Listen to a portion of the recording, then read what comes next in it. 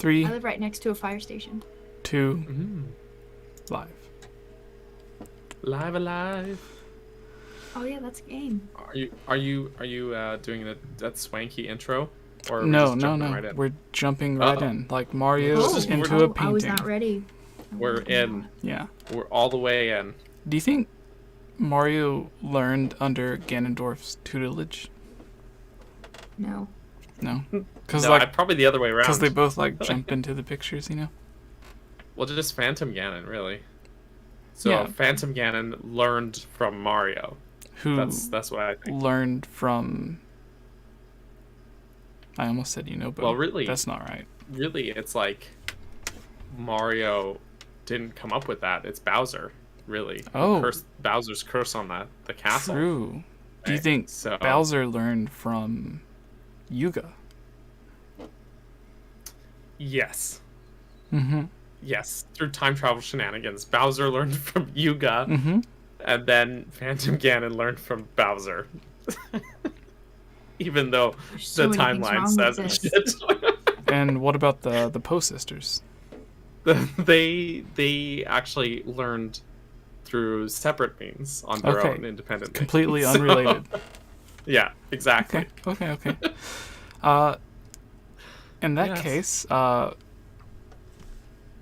everyone. Welcome to the Hylian Gamescast, episode 155. We have not 𝗙𝗵𝗲 here, so No. wish her good luck.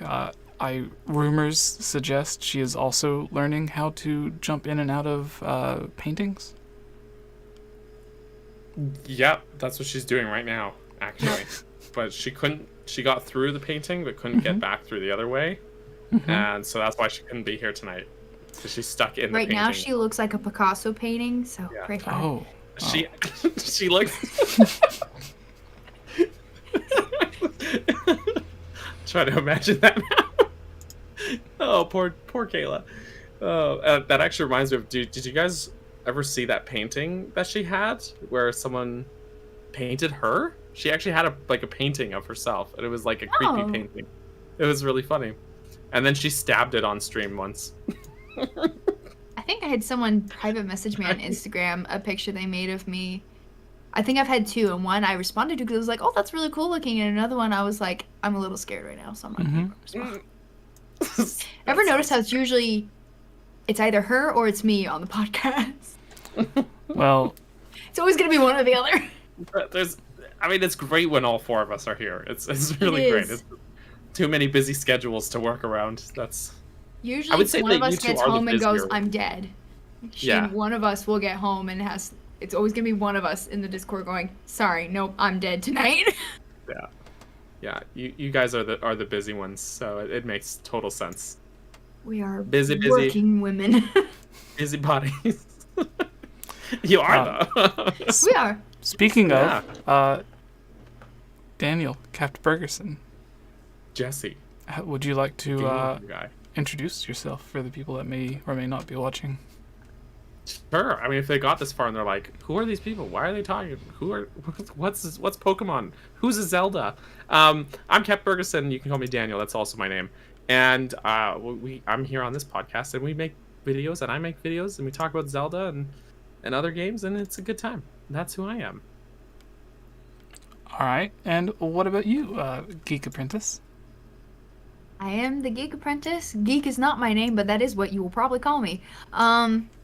I could have it changed, but I'm not going to. Anyway, yes, I am a co-host of this podcast, which is still crazy to me because when this game came out, I was just a fan of the Game Over Jesse channel. This game as in Breath of the Wild. If you couldn't tell. Anyway, Right. Yes, I have my own, I almost said my own show, my own YouTube channel, The Geek Apprentice, where I do videos. I had one come out recently. That was a mini theory video. I don't do many of those. They're not my strong suit. But when I do them, I like them. Top 5s, top 10s, and every now and again, other subjects like How to Train Your Dragon, Hunger Games, and usually once a year, I'll do a little music video of like something I threw together that's like, my voice doesn't sound too mediocre. Here you go. So that's what I do. And just So to clarify, we don't just call her geek to be mean. No. That's... No, I've had That's plenty of what people say that. They're like, that's so mean. Or they're like, I don't want to call you geek. That's so mean. I'm like, right. But I'm asking you to call me geek. So Right. it's okay. Yeah. Just like I'm not a literal burger. So. No, he's vegan. Yeah, Not vegan, vegetarian. Right. And also, I have a you don't student make... who's vegan. Right. No, that's fine. And your videos are not actually on instructions on training dragons either. They are about the show No. called. No, I don't know how to train a Disappointingly, dragon. it's No. very disappointing actually. I How was to train your actually inner dragon. I have a Inner different dragon. channel for that.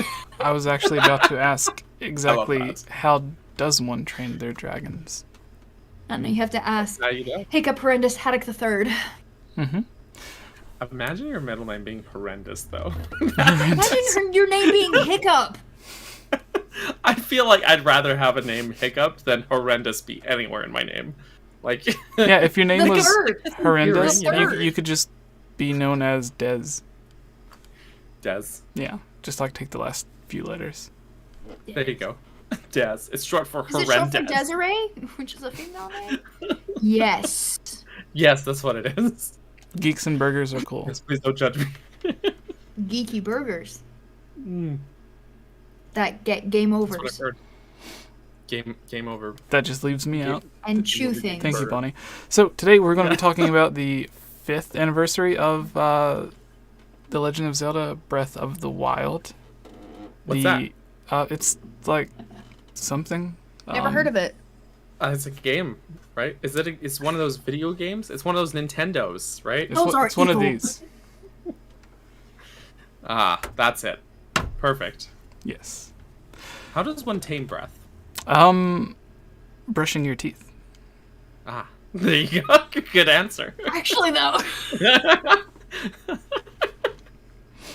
Good answer. All right, please go on, I Jesse. almost wore my Goddess Hylia outfit instead. I feel like Oh, that would've I been could cool, still. Maybe halfway Switch through the stream, I'll shirts. disappear and come back with that and my elf ear. Yeah, you do that, and I'll we'll put all on. do a quick outfit change halfway yes, through. Yes. And suddenly, quick as in takes me 15 minutes. Not really, it won't take 15 minutes. You do have a compliment from the chat, so. Thank you, Arlet, Arlet. love your outfit. Yes, so we're going to be talking about it. the Ocarina of Time fix. Yes, Yes. because we should have yesterday, but we didn't know about it until Yesterday? literally, or not yesterday. Sorry, last week, and then we saw that happened like 2 minutes after we ended the podcast. Mhm. It was 2 minutes too terrible late. timing. Mhm. A little Yes. bit on the NVIDIA leak where someone or something hacked into NVIDIA's servers and didn't get whatever they were trying to ask for, so they just listed off all the stuff that they found, or a bunch of the stuff, one of which was the processor for the new Nintendo Switch, whatever it may end up be calling. So that's interesting. You have a few things as well, Daniel, about the curbs that you wanted to talk Kirby about? demo. Thought it'd be fun to talk about that, and Pokemon. was the other Yes, thing. that is We had right. that How did I forget about? Pokemon Presents last week, or no, earlier this week. Sunday. It was on Sunday. Like Sunday's one of those days. It could be last week or this week. Mm-hmm. Some people say Sunday's the first day of the week. Some say it's the last day of the week. Well, I feel like Depends it on does how you look matter. at it. But It's it not could the go first either way. work day, usually. But Usually Sunday not. feels like the end of the week to me. I think Yes. Rome can maybe take credit for that. Was it Rome? It's part of the weekend, so it should be the last weekend? day of the week, right? Because it's the weekend, like the end of the week. But you could also look at it as book ending the week. Ah, that's see, that's a good point. Mm-hmm. That's a very good point. So which is it? I think it's still the start of the week, technically speaking, if you go back to like old Jewish traditions. And that's how we got the Latin Like calendar and then the Gregorian Right. calendar. Technically. But it feels like the end. It does feel like the end, because Monday feels like the start of the week, right? Yeah. Like, yeah, it's very semantic. It's... Sorry, Jesse, we're No, just no. derailing this whole thing. I was going to ask if you wanted to start off with your Ocarina of Time cool stuff. Sure. Okay. Well, we'll just go. It's a very quick little segment. As you guys may know, Ocarina of Time has been on Switch Online now, or the Switch Online expansion pass, I should say, for a good while now. And when it launched in a pretty bad condition. There was no fog, which meant things off in the distance that are supposed to be kind of obscured and smoothed out looked really janky and jagged and lots of not good. And the worst offender was a particularly atmospheric room in the water temple where you fight Darkburger, or Dark Link for most other people. And that normally is this really incredible ambient atmospheric room with tons of fog and just that lone tree island. But when it was on Switch Online at the start, it was like the water wasn't textured properly, and there was no fog, and it just looked really bad. You can look it up. It looked terrible. And they did sort of a half fix a little while ago.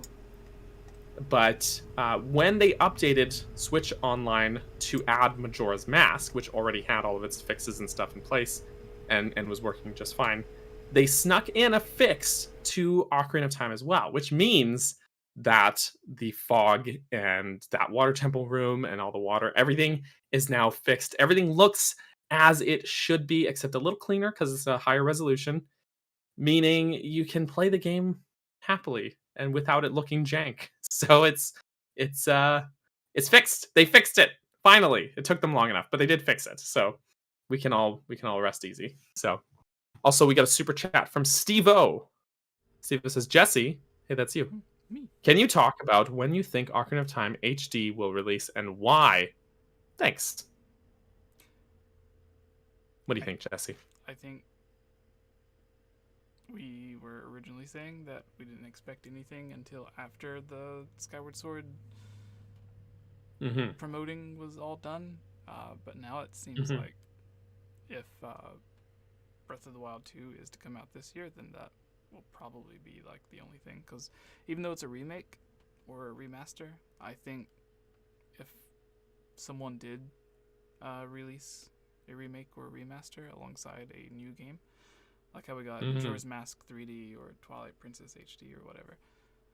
Right. I think Ocarina of Time would be a little bit more important to have it like in the same year as a thing. So I could see it being saved or released alongside the next new console as like a early thing. Or a launch title. Yes, that's the correct term. But yeah. I definitely feel like it's not going to come in the same year as Breath of the Wild sequel. Like it's not, no way. So if we see it or like any other port like Wind Waker or Twilight Princess, if we see them, that means, at least in my mind, I could be wrong, right? But I think that pretty much takes that game or Breath of the Wild 2 off the table for that year. So I kind of almost don't want to see Ocarina of Time HD. Plus, we just got it on Switch Online. Sequel first. Honestly, yeah, exactly. Like 5 sequel different first. ways of playing Ocarina of Time at this point. Yeah, but that's the thing. We just got it on Switch here. They just put some work into fixing it, some graphical errors, which is great. And so, like, I just feel like, honestly, I've played that game so many times. I love it. Don't get me wrong. I do adore that game. But like, I'm ready for a new game, not just the same game over again. You know. Not that I would complain or wouldn't buy it, because I would, let's be honest. But yeah. Also, Jesse, apparently your mic is too low, says people in the chat. Yes. But any other thoughts about HD per our super chat? Yeah, I think Steve? it's definitely one of the things that 𝗏𝗧 would have been working on, because Link's Awakening's been how many years since then? 2019? That was 2019, yeah. So it's been a few years now. Yeah, like and Miitopia couldn't have like taken up all their resources for all that time. No, right? Miitopia is a game that would have probably taken them like 2 or 3 months. Yeah, exactly. It's not a high effort game. So, if Ocarina of Time was a game that they started right after Link's Awakening, then in 2020, 2021, was it? They were hiring for another adventure Zelda-like game. So my thought is that whatever the Link's Awakening team was working on up until 2021 was already finished, and they're just waiting for whatever reason to announce it or release it. And then whatever they were hiring after that is what that team is working on now. So I think I still believe it'll be multiple Zelda projects or games. But that's just my thought. Fair. Ocarina of Time stuff, right? That's what we were talking about? Yeah. And the NSO version is now lovely, and I think if you can get the N64 controller for Switch, this might be the best way to play Ocarina of Time. Just because it's pretty much identical to the N64 version, minus the resolution. Or I guess plus the resolution is increased, right? My only thing is, like, I know a lot of people really like the 3DS version. There are some fixes I like about the 3DS version, like the iron boots. But I just have well, we've talked about this in the past. I just don't care for the graphical style all that much. I think everything looks a little too squishy and soft, and yeah. And I just there's probably a lot of bias for me because I grew up playing Ocarina of Time, but I just think the N64 version is really, really special. Even if the iron boots are kind of tedious to put on and off. Yeah. Geek, any additional thoughts? You want to add it? You want to throw in here? I agree with everything. If I got onto how I felt about the 3DS version as well, it'd be a lot of repeating. I think we're on the same page about that one. Yeah. It's just like, I feel like when, like on the N64 version, there's a lot of weight behind Link's actions. You know, you can feel them. And I just don't feel that on the 3DS for some reason, you know. He glides. Even with neither of them having rumble, even, you know. Ugh, I don't like that he glides. He does glide, yeah.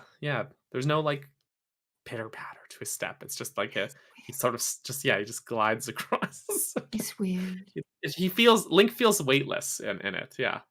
He's not a fairy. He has a fairy. He does have a fairy. That's true. Yeah. The controls though are, I think, because someone asked in the chat, what about the controls? Could be a bit of a setback. I don't think the N64 games are like super great on a Switch controller. I did find out that you can hold down a button and then it turns these into a D-pad, and that's kind of better for like Zelda, I think.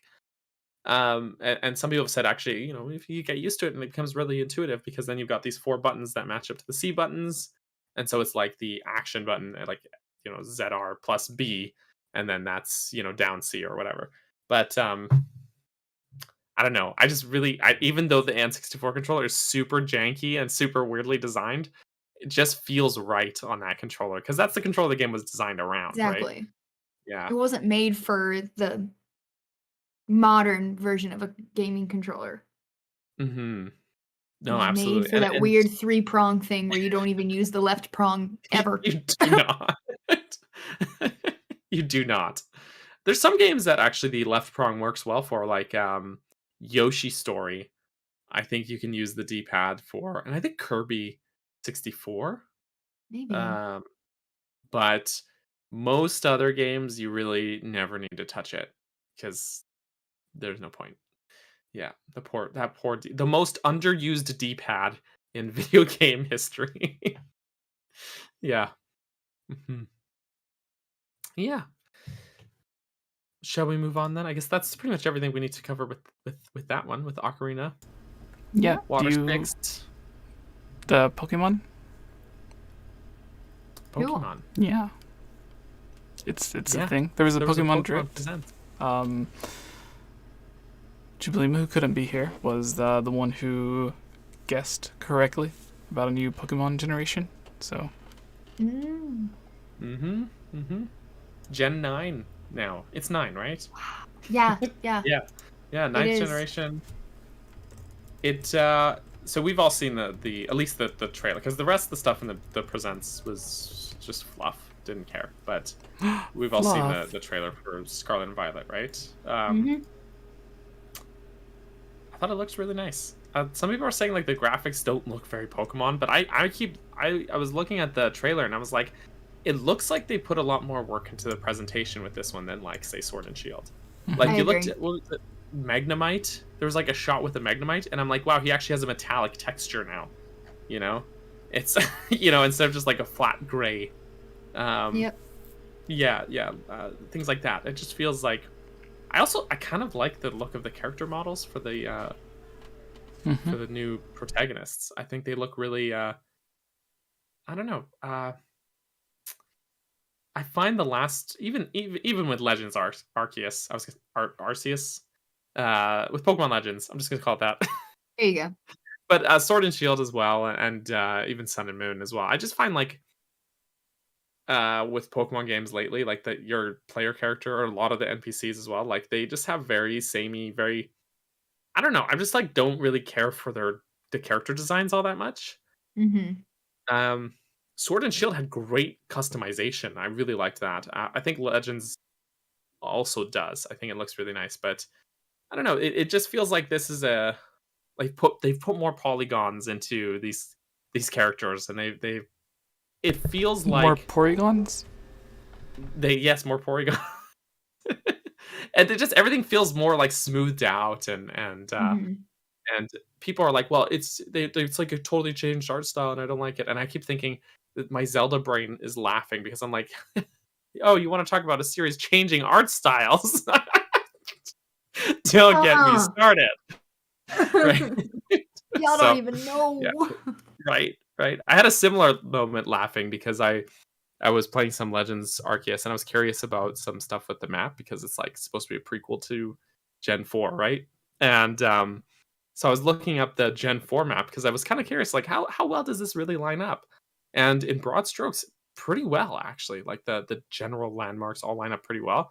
And I found this Reddit thread where people were like comparing the two maps, and all these Pokemon fans were in this thread kind of losing their minds and going nuts about all the minor inconsistencies and stuff between these two maps. And then, like I said, my inner Zelda fan was just laughing because I'm like, you want to talk about geographical inconsistencies between games? Like no, you don't know how good you have it. Yeah, so it was something, but yeah. Sorry to get off topic, but Scarlet and Violet, I think it looks really lovely. I think it really does. It feels like they're really putting an effort into the overall presentation. It still could be better. I think there was a lot of frame drops in the trailer itself, which is not necessarily a good sign, but it also looks like they're kind of continuing a lot of the Legends sort of style of gameplay, which I've really found to be very engaging compared to other Pokemon titles. So, but I've talked enough. I'm dominating this conversation. I'm sorry. Please, both of y'all.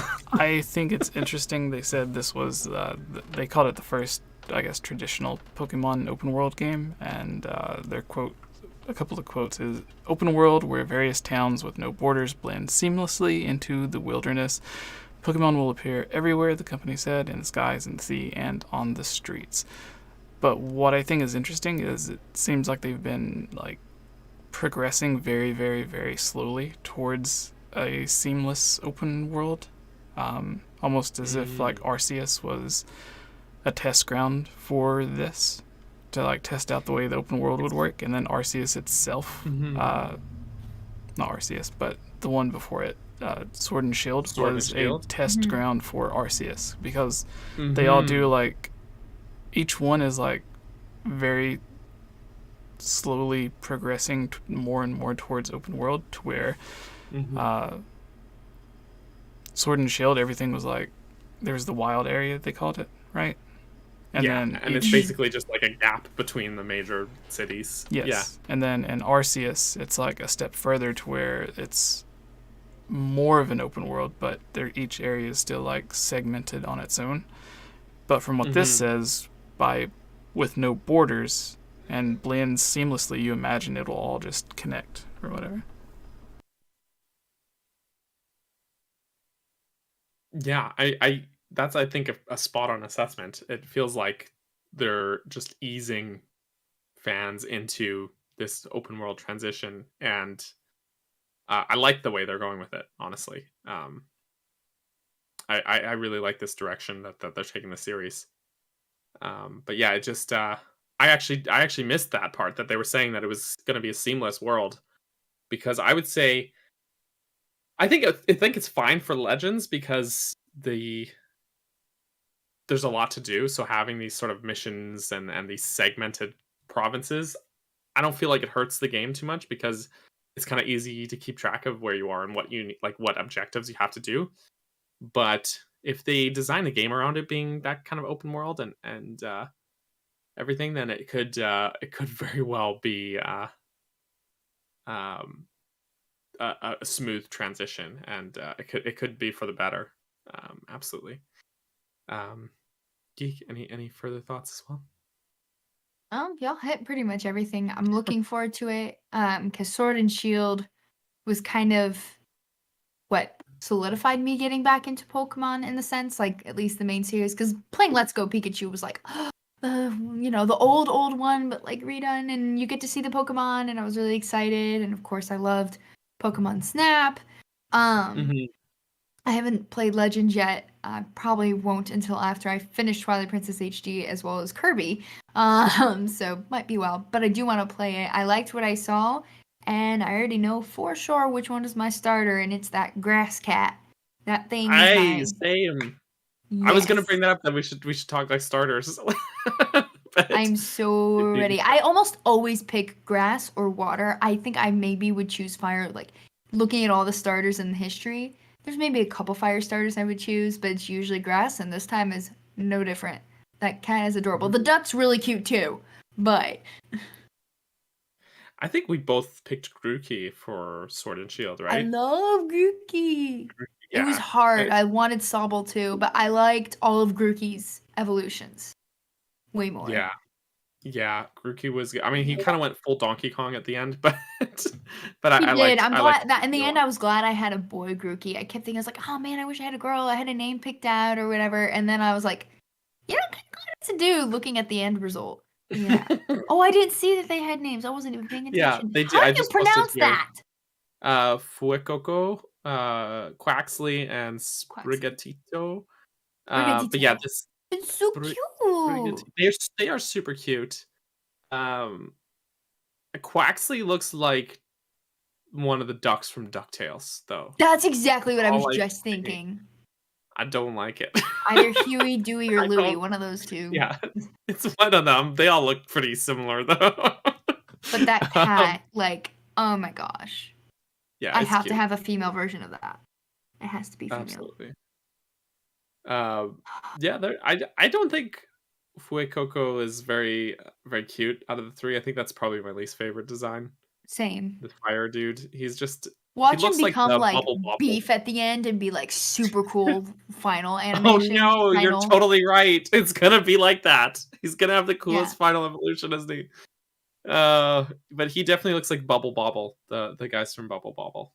Mm. Uh, The yeah, grass is yeah. probably going to become super fierce looking by the end. I don't know about Same. Quaxley. He'll probably become like really stern by the end or something. They always lose their innocence, you know? Do they grow up so fast? Ugh, it hurts. It's funny you were mentioning too about Let's Go and Pokemon Snap in these games, and it really feels like they were that was the kind of the same for me actually, and I feel like this was like Pokemon's smart marketing was like they were trying to get fans who had like fallen off, like Mm-hmm. Gen 1 fans, us 90s kids and all that, like trying to get us back into the series. So they're like like Let's Go was totally through and through a nostalgia pander Oh, heck game, yeah. but we loved it. Like I was all for it. like Totally fine with yeah, that. exactly. I was like, yeah, heck yeah, we're back to like Kanto was like the only thing I knew really about Pokemon until like Sun and Moon. Like I honestly Mhm. like it was because you couldn't not know about Pokemon in the 90s, right? But as a kid back then, but um, I really just like didn't keep up with the series. And I saw like one of the Pokemon movies, the what's it called Entei, the big fire one. That was That one of my movie- brother's favorite. That was the third movie. I saw that movie at like a friend's birthday party. I remember that. And The very first and, Pokemon was the first movie that ever made me cry. I was 6. that's a pretty emotional movie. It You know, is. it is like Ash gets like turned to stone. Like it's pretty Look at emotional. you trying to wake him up. I couldn't. My 6-year-old Yeah. heart had way too much empathy for that. That is legit. They went all in on that. So, but yeah, but definitely like it feels like they successfully did it. They just pulled all the old fans back in, and then they've been trying to like actually move the series forward since then, actually evolve it. Because I feel like before that point, just looking back again, I wasn't keeping up with the series, but maybe there's a reason for that. It looks to me, from someone who's just kind of coming back into it and looking back, that pre that point in time, the series had kind of gotten very samey. I've heard a lot of people throw the word stagnant around, and I'm not like a hardcore Pokemon fan, so these are not my words, but that's what people, that's the discourse. And so I think it's great to see them take the series in a kind of a bold new direction like this. So it's exciting. No more random encounters. Yes. Thank goodness. I will die on that hill. Yeah, I know I'll be people right who up will there die with on you. the other hill, and that's fine. That's Not for fine. me. No, I'm right up there with you. Absolutely, absolutely. Just Jesse, livens you've the been- world too. You've been kind of quiet through this. Yeah. What do you think? Who's your starter gonna be, Jesse? And Yeah. what's your I thoughts? like the grass dog one. Yes. It's a Grass cat. Grass cat. Okay, I like grass cat then. Honestly, I pegged you as picking 𝗏𝗏𝗃 for some reason. Well, I don't know why. I am a fan of I love DuckTales. it. I think Kayla's gonna pick Or the Darkwing cat Duck. too. Either works. You know what? I could see Kayla picking 𝗏𝗏𝗃 though. I could Oh, see maybe. it. Maybe. I don't Yeah. know. We'll I could see it being tough for her too. Like, which one? We'll see. I wonder if she said it in like one of the Discord chats. Actually, Maybe. I'm gonna snoop through some Discords and see if Kayla said. Okay. This I'm doing a search. 𝗏𝗃𝗃 is like the embodiment of Florida. Hold on. The laid back Florida people associate with really laid back, which I don't get. You can't lay back in a place as hot and humid as here. But fire crocodile. say you We have can't- alligators, not crocodiles. But Mm. fire, it feels like wet fire here, and then not a crocodile, but we have alligators. Does things at its Right. own pace. But like I'm just reading that and I'm like, Florida? Interesting. I really thought you said you think can't that be is laid back interesting. in a place that's haunted. Florida is not haunted, as far as I'm No. aware. I think people will think of But- it as laid back because that's where like a lot of people want to go when they retire and stuff. Yeah, which I don't Mm. get. I'm like, it's so messed up here. Oh, the duck is described as tidy. Who doesn't want to? Tidy? Tidy. He's tidy. But the cat is attention seeking. And I'm like, that's cats. But also, That's- like, leave me alone too. Like, here, let me roll on 'Cause my it's on their back. Look how terms. pretty I am. Don't touch me. Yeah, no, it has to be on their terms, right? It's like, Oh, 100%. yeah, absolutely. Actually, I kind of lucked out because my cat actually always wants attention, so it's always on her terms. Oh, yeah. Yeah. yeah. Sprigatito. Sprigatito. Sprigatito. It says grass cat Sounds Pokemon, Spanish. 1'4", 9 pounds, ability overgrow. The capricious, attention-seeking grass cat Pokemon. Did we ever find a way to say the other Pokemon whose name starts with an F in a PG way? Fuecoco?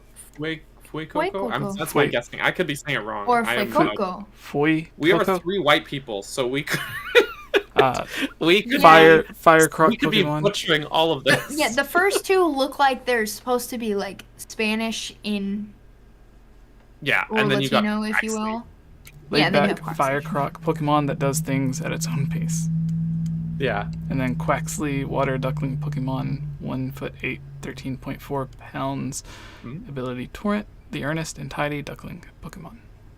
I want to know what they sound like. Like, I can hear in my head how I think they're going to sound. I imagine the Donald Duck. 𝗏𝗏 will Yeah. just say like cuckoo, cuckoo, like a normal bird. I was thinking of a deeper, or it's like a almost lizard, 'cause, Bulbasaur like, type thing. You gotta have some of that like toad like grit in your throat. You know, so like go go. Yeah. You know, you need some of that grovel. That makes sense. Xavier says that he thinks the region's based off of Spain, so that would make sense. I think so, or I'm not sure. I remember someone on Twitter I saw said something about like Portugal, or Brazil. Spanish, no, okay, Portugal does not speak sorts of Spanish, they things. speak Portuguese. But, anyway. Maybe I'll look it up. Let's see. What region is Pokemon? I can need to spell Pokemon properly. That'd be helpful. Based on. Let's see what I can come up The with. last one was Great Britain. And it's the Spain. Okay. Because Okay. yeah, Sword Shield was What like is the it UK. based? Yeah. What is the name of the new land?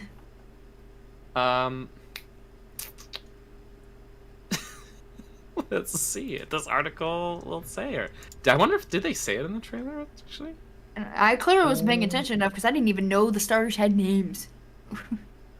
Well, I don't know its name. Okay, no, it didn't say its name in the trailer, which is too bad. Okay. Yeah. Okay, that's fine. It didn't say the name of the thing, except this article says it's based on Spain, so that Okay. makes sense. Yeah, I guess random people on Twitter I shouldn't trust. I have never been to Spain. I've been to other parts of Europe, but not Spain. So, but I can see that influence absolutely in like the buildings, architecture, and stuff like that too. So that's pretty cool. That is cool. I like I like a lot of the architecture that they showed in the trailer. Actually, it feels very, I don't know, very homey, very cozy as well.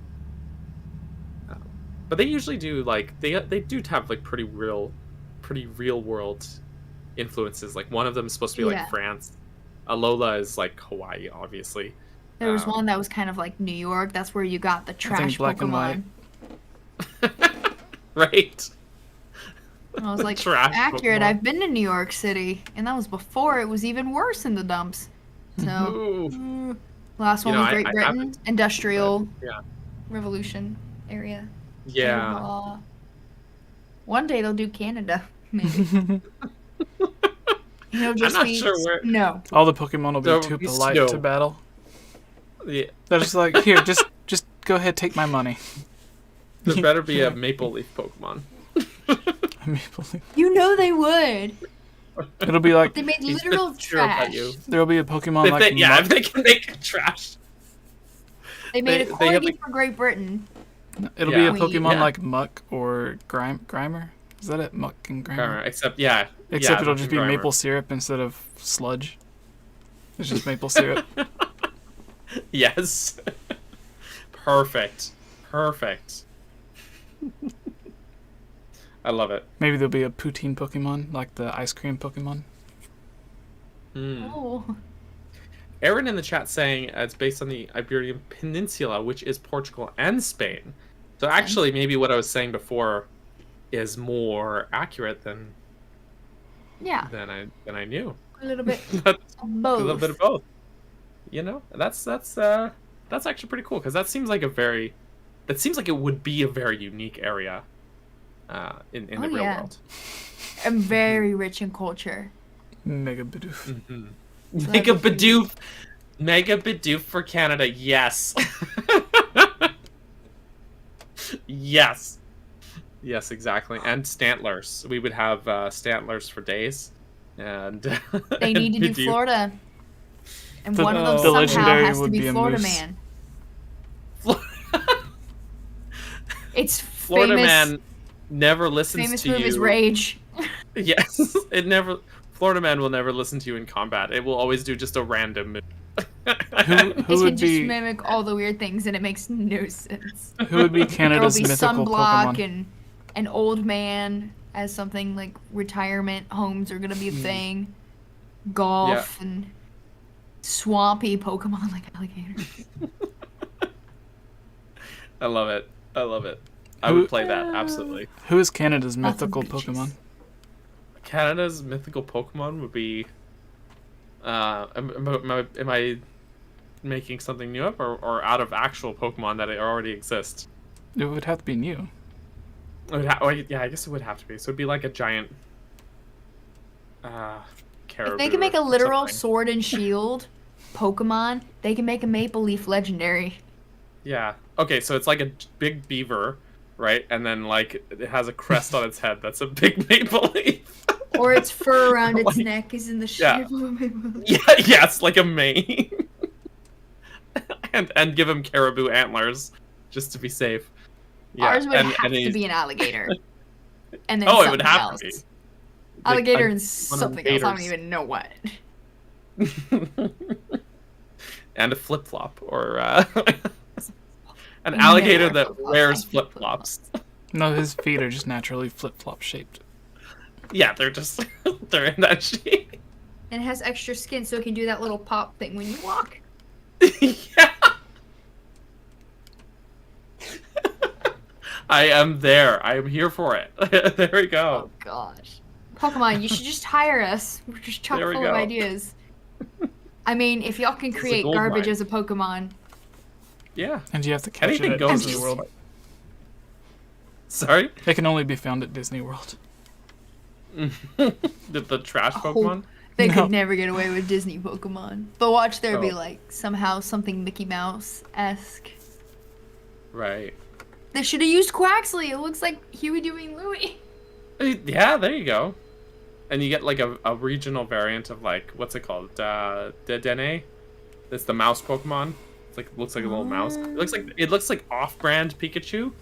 Yeah. That's always what I think. Mhm. But yeah, and then just to give him like Sunglasses bigger and a straw Mickey Mouse hat. ears. There has to be a Oh, sunburned yeah. Pokemon. Something that's sunburned. Mr. Mime.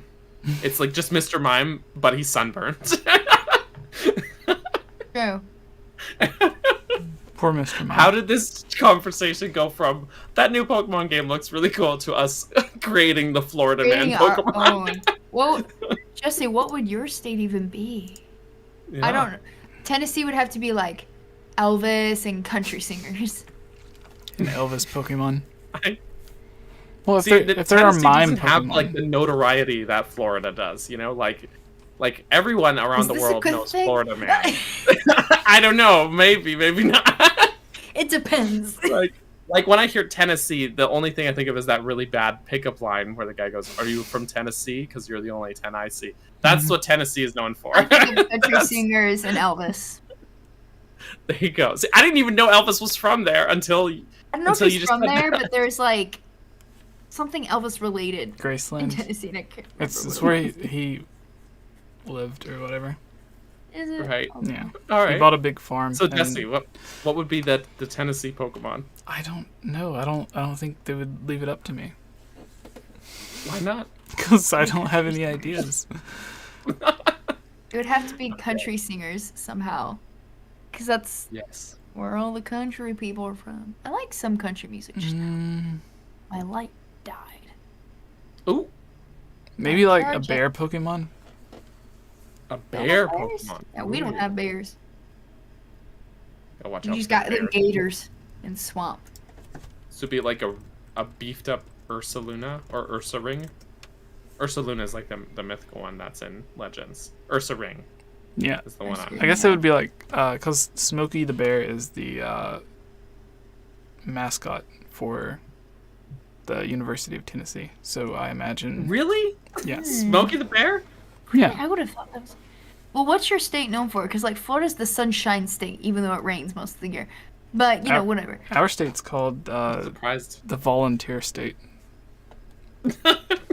Really? Wait, really? Mm-hmm. Wow.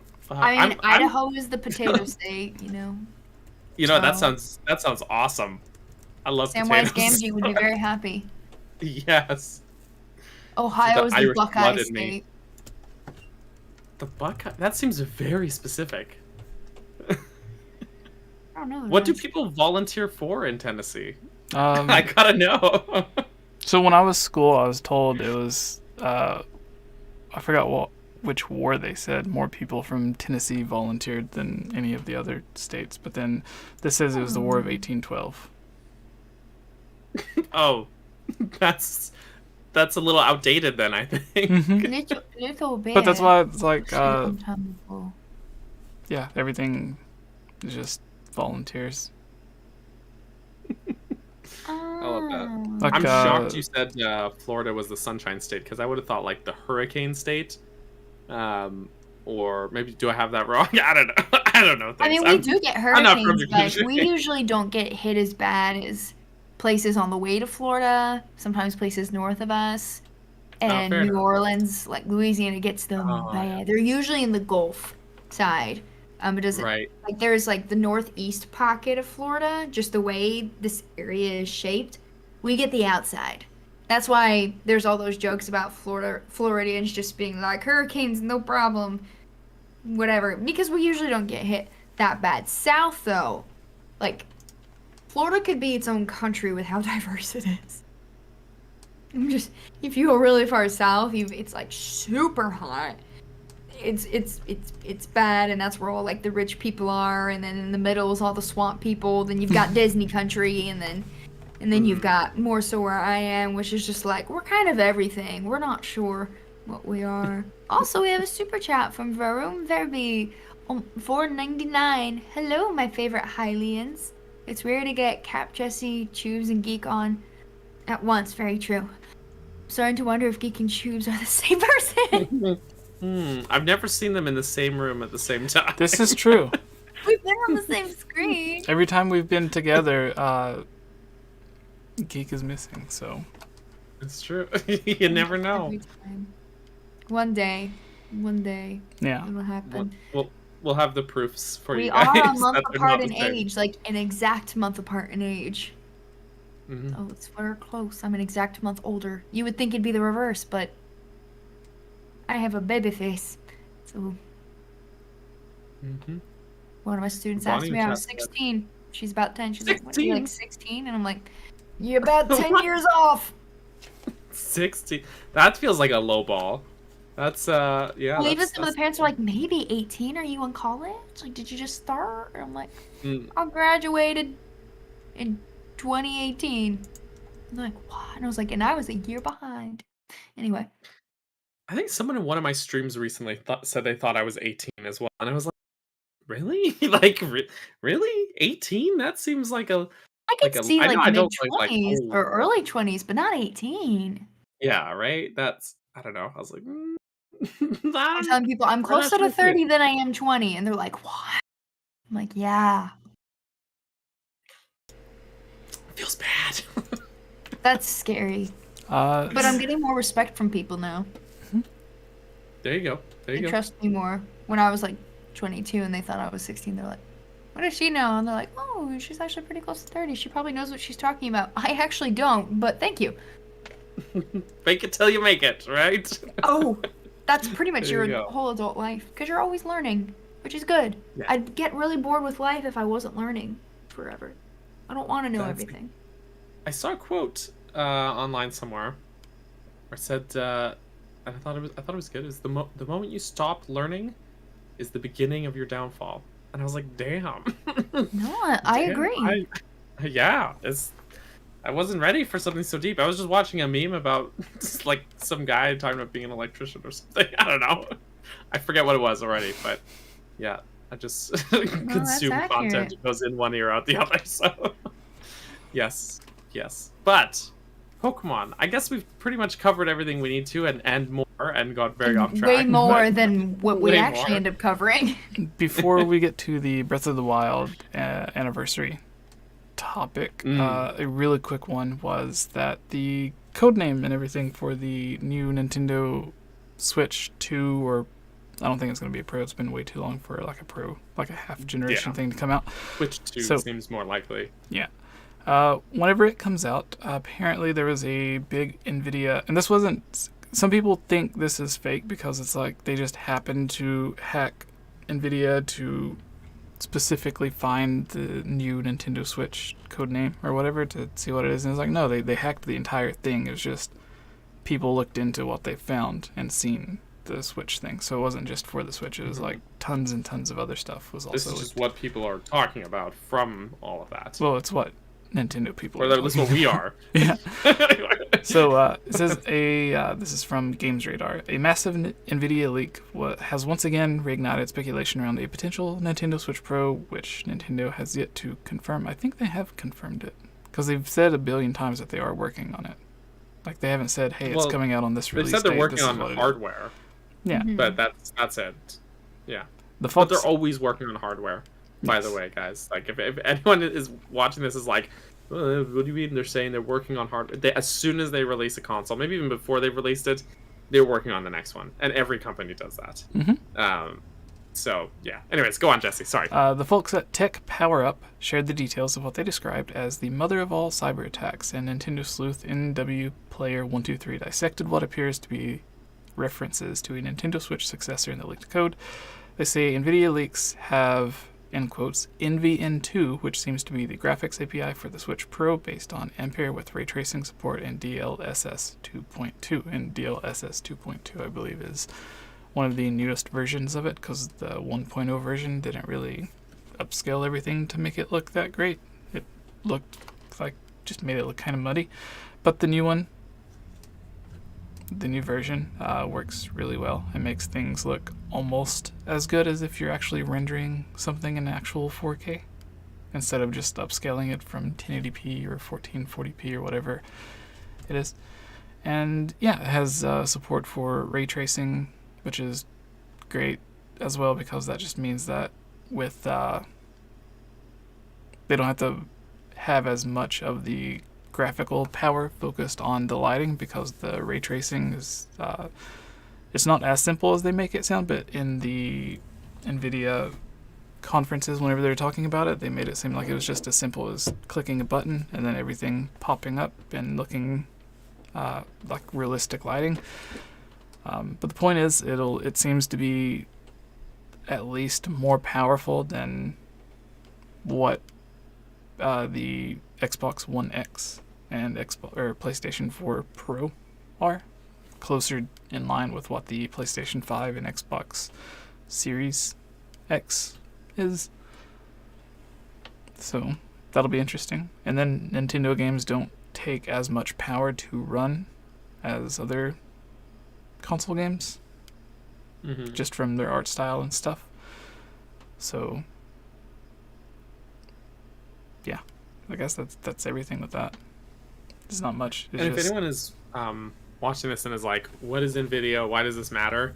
NVIDIA, they made the Tegra chip, and they basically played in short, they played a very big part in the Switch's hardware side of things, the physical Switch, the innards of the Switch. So, and what was the thing is NVN, that codename, it says NVN2 was in the leak, whereas NVN was like part of their codename for the Switch itself, the original Switch. So having an NVN2 implies basically a Switch 2 is on the way at some point. So yeah, we relevant. have Taker610 says Death Metal Jesse returns, and I guess that's just the beard. Yeah, or the facial hair. for the super chat. Yes. Yeah, I guess that's it. So for Breath of the Wild 5-year anniversary, Daniel, you did a stream for hours and hours and hours and hours today, despite doing a stream yesterday as well. 4-hour stream. Wow. Yeah, it was fun. It was fun. I'm not done the game, but I just wanted to do a little stream. We did the end of like the Champions Ballad today, so it was really fun. Fought the Monk Master Shia, got the motorcycle, got the photo from Cass, watched some really fun cutscenes. It was great. But yeah, it's just wild that this game is 5 years old, because it still feels like I'm playing it, and it feels still very cutting edge in many ways. It feels very relevant. It doesn't, and I think about it, it's like when Skyward Sword came out, I enjoyed the game. I played it a couple times through. 5 years later, I wasn't still constantly playing it. You know what I mean? Like there aren't many games that come out where 5 years later I'm still playing it, and it's not like I'm playing it again. I say this by the strictest definition, I'm still playing it, because I just keep starting over and beating the game, and just like I've sunk well over probably 1,400 hours into the game over the last 5 years. It's wild, for lack of better words, because it's just that good. But yeah, I thought it might be fun if the three of us, not the four of us today, could kind of trade stories about just kind of looking back over the last 5 years, and if we got any fun stories about our first time jumping into Breath of the Wild, any significant memories or things like that, getting the Switch itself launching, because that was the same day 5 years ago today, as well. And does anyone want to go first, or do you want? I want to hear Geek's story. All right, yeah, because I can see when I said that, Geek was like, yes, so I feel like you've got something up there. I was still debating whether to go change real quick or not. I wasn't sure. I can change after I do mine. So, I did not play it when it came out. I was 21 when it came out. I was in my junior year of college. Yeah, so that was like one of the toughest semesters. I kind of knew of it. This was when I was like trickling back into the gaming world. It was like after my sophomore year of college that I started getting back into games, and that's how I discovered the Game Over Jessie channel and everything. But I knew about it, but I just kind of put it by the wayside just because I was like, well, there's no way. Like, I didn't have a Wii U either. Like, we stopped getting consoles after the Wii. The Wii was the last one I had, and it was like mine personally. It was a gift. But we didn't get the Wii U. I didn't have the 3DS. And I knew there was no way we were going to get the Switch. We were on really hard times financially, especially, so there was just absolutely no way. So I never anticipated being able to play Breath of the Wild, so I just didn't think about it. But it wasn't until, I guess, Christmas of that year, so at this point I was 22, and I was in a really tough time. That's all I'll say. It was not a good time. But financially, things were looking up for my family, and I came home for Christmas break, and this would have been 2016... Yeah. Wait. No. 2017. What am I thinking? 2017. It didn't come out in 2016. That wouldn't have made sense. So it came out in 2017. And it was Christmas 2017. So it was early December. I come home and I see a Wii U in our tiny little family's apartment. And my mom's like, I bought that new game. You told me there was a new Zelda game, because my family grew up playing Zelda. My mom would play Ocarina of Time with us, and she would shout, "Kill the Stealthos!" At my brothers. They'd be like, Mom. And she's like, well, kill them. And we're like, okay. But anyway. And in my head, and this was such a selfish thought too, I was like, the Switch doesn't cost that much more than the Wii U. Why didn't you just get the Switch? But it worked out because I ended up getting my own Switch for my birthday next year. Is that right? Yeah. Anyway, so we were playing the Wii U, and I don't know, it must have been like 8 at night. Like, I had just had dinner, and my mom and I were like, okay, this was my first time going into a Zelda game blind. Like, I think, well, at least for 3D ones. I'm trying to remember, because at this point that summer I had gotten myself a new 3DS XL, and I had played A Link Between Worlds, and I really liked that. But I had seen some game footage, so I was kind of aware of what it was like. But all the games previously, whether it was Twilight Princess, Wind Waker, Ocarina of Time, Majora's Mask, all of those 3D games, I had watched my brothers play. Same with Link's Awakening, even though it was like looking over their shoulders on a little Game Boy Color. But I had watched my brothers play some of it, so I was very familiar with what's going on, which anyone who's seen me stream knows. I look up heavily what I'm about to do. Every boss, I look up what I have to do. And it still takes me 5 times to beat Demise. But I was very proud of that. Anyway, so I was going in blind, and I was like, okay, my mom wanted to watch. She didn't want to play. She still hasn't done the Divine Beast to this day.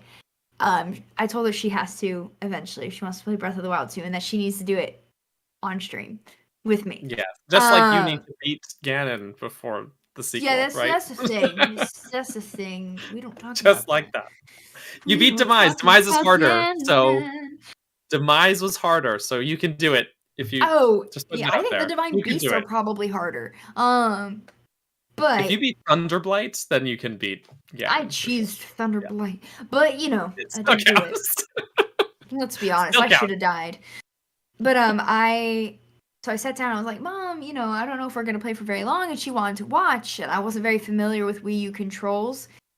We started off by playing a lot of Mario Kart 8 to get used to kind of the controls.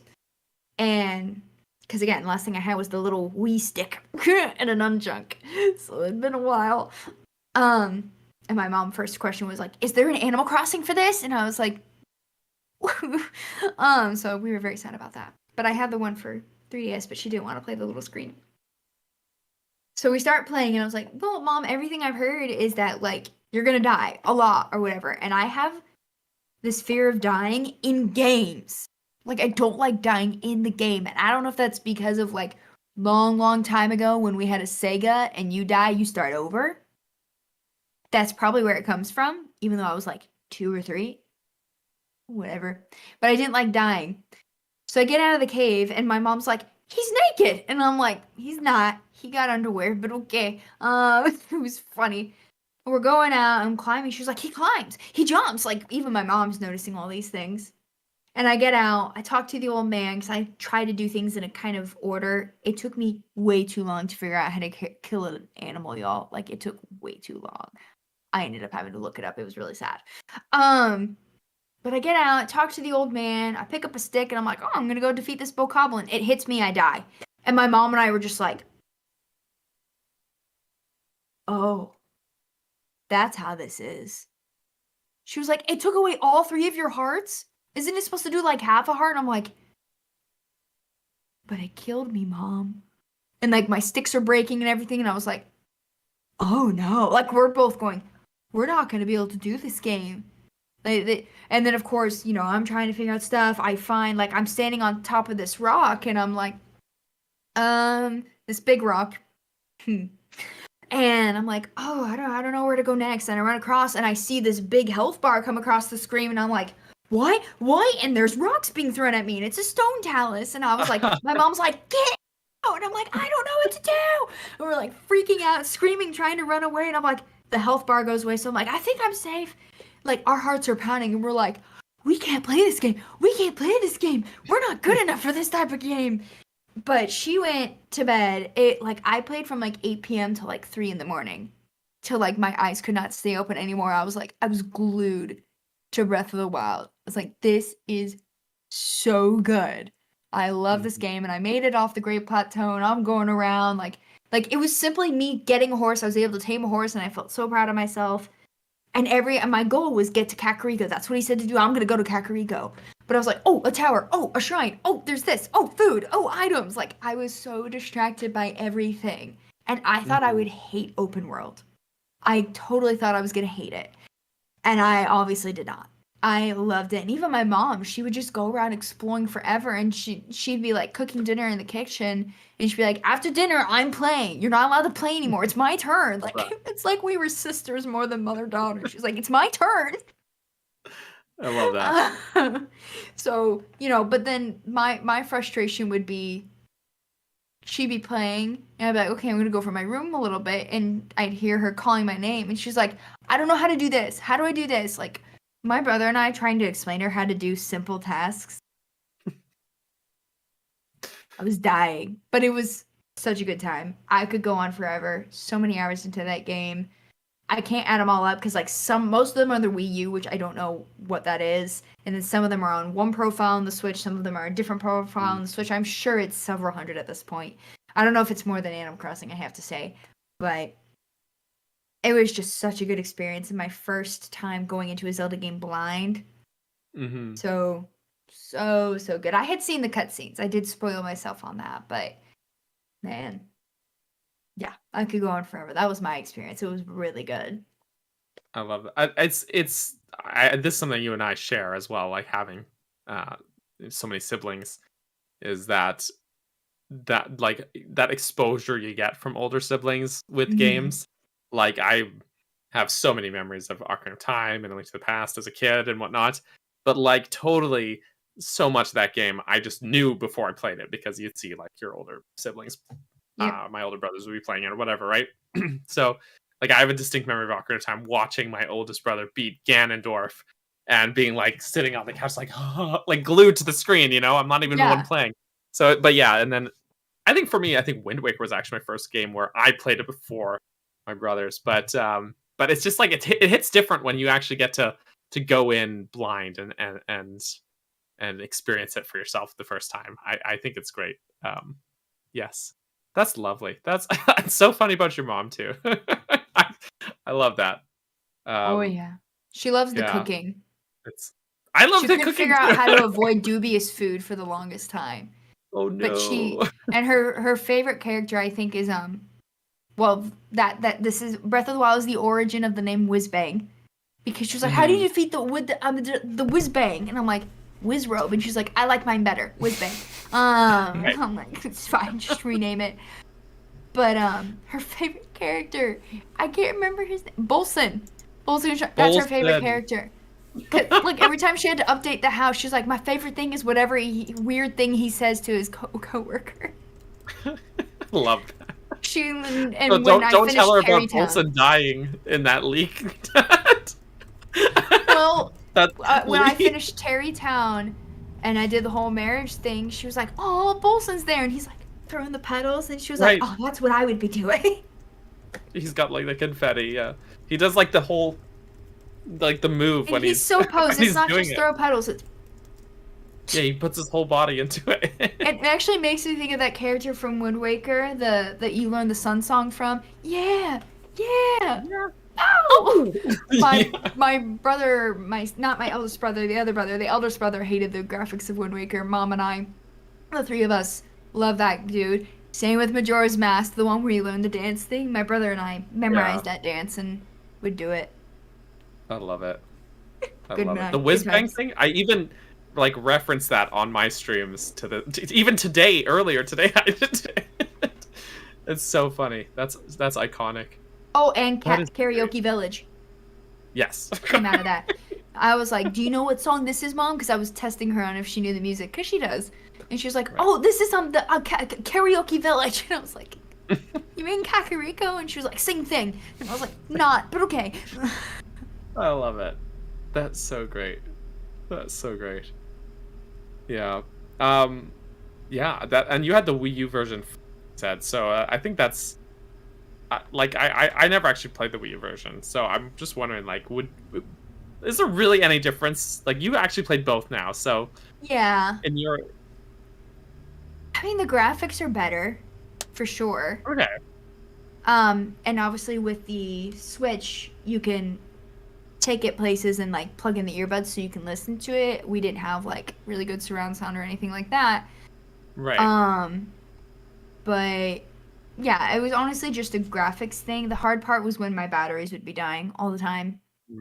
Because this is what we used for our Wii U, was this thing. It's what we used. And I didn't really use Ooh. the pad thing. Right. But yeah, that's You where don't we really put the need bulk it. of our hours. So there's just good memories of sitting out in the living room from a long time. Taker donated $2. Who didn't get one-shotted on the first playthrough? Oh, we all did. Oh yeah, the first time I encountered a Lionel, my mom and I were like she goes, "What's that?" And I was like, "I don't know." And like, I think it was before I had to go up to the mountain at Zora's Domain. And we're like, "What's that?" And we got closer, and we're both going, "No!" And like, we both use And the they technique snipe you. of bombing from a distance Right. to do things. You can't do that. Yeah, no, they will snipe you. I remember with the Lionels too is weird fun detail is if you encounter one anywhere in the world, normally it won't do this. But if that Lionel that you have to do for the story mode, like on Ptolemy Mountain in Zora's Domain, if that's the first Lionel you face, there's actually a cutscene that will play of Link sneaking around and hiding from the Lionel. And No, it that won't was the play first if you Lionel I did that, because encounter. I remember that cutscene. Yeah, but it won't play if you encounter another Lionel elsewhere in the game first. I love that detail. It's so great because it's like, okay, well now Link's used to it. He doesn't have to like sneak around. But if that's the first one, it does that. I think that's such a great detail. And it heightens yeah, the they will suspense snipe of like, you. what am I about to do? Right? Like, what am I going up against? This thing is huge. Yeah, especially playing older Zelda games, like you played A Link Between Worlds before, and they're in Zelda 1 and the past. Like, Lionels in those old games, they're harder enemies, but they're not like Lionels in Breath of the Wild. You know, it's just like they're in another league in Breath of the Wild. They're OP in Breath of the Wild. Absolutely. And Absolutely. Master Mode, there's a freaking golden Lionel on the Great Plateau. When I first Oh, learned yeah. that, I was like, we all knew I wasn't going to play Master Mode. That solidified it. There was absolutely no way. It's also like because enemies regenerate their health and they do it really fast too. You can't just bomb cheese it. them like you can in normal mode. You can't cheese it with bombs, so yeah. And that's my go-to. No So that doubt. won't work. Or the first time discovering a blood moon, when I think my mom was with me, we both looked at each other and we were like, this game is actively working against us. Yes. Because I remember thinking like, oh, I guess if I kill all the enemies, I can just roam everywhere, right? Blood moon occurs and we're just like... Mm-hmm. But also, that was a really good thing. Yeah. Oh, yeah. I find it's great that they actually have like an in-universe reason for enemies respawning. Like, no game does that. But like no other game does that. I left the room, I came back in, oh, they're back. Oh, they're back. All the pots are back, too. Great. Yeah. Get all those rupees. That was tough. My mom was cutting the grass and she shouted for me and I was like, what? And she was like, I haven't found a single rupee in the grass. I was like, well, you can't find them in the grass in this game. And she was like, what? Like, I remember her actively setting down the controller and going, what? There's so much grass though. Like, it would be. I know. It When would she be set it too on much. fire, she called me over that too. She was like, look, and I just see flames everywhere. She was like, and it made wind, and I can go up. I was like, she's so fascinated. I love that. But to be fair, weren't we all? Everything's on fire. Yeah. She was devastated when she accidentally set her horse on fire and killed it. No. Oh no. She was like, I didn't want to kill it. She was like, but it made good food. And I was like, what? What? I was like, I don't think. Okay. Did she eat her horse? I don't know. That I was doesn't really seem- confused by that. I was like, I don't think that's right. But then she saw me riding a bear. Yeah, you can do that. You rode a deer. Normal. Greg. Oh, rip Greg. Yeah, it still hurts. Jesse, what about you? Hi. Story time with Jesse? Sure. Sorry, Geek and I are just vibing here, just talking about Zelda. No, and it's Jesse's nice. just so quiet the whole time. We We love you. Another Yes. thing you mentioned differences with Breath of the Wild on Wii U and Switch. On the Switch, it had the more realistic sound effects and stuff.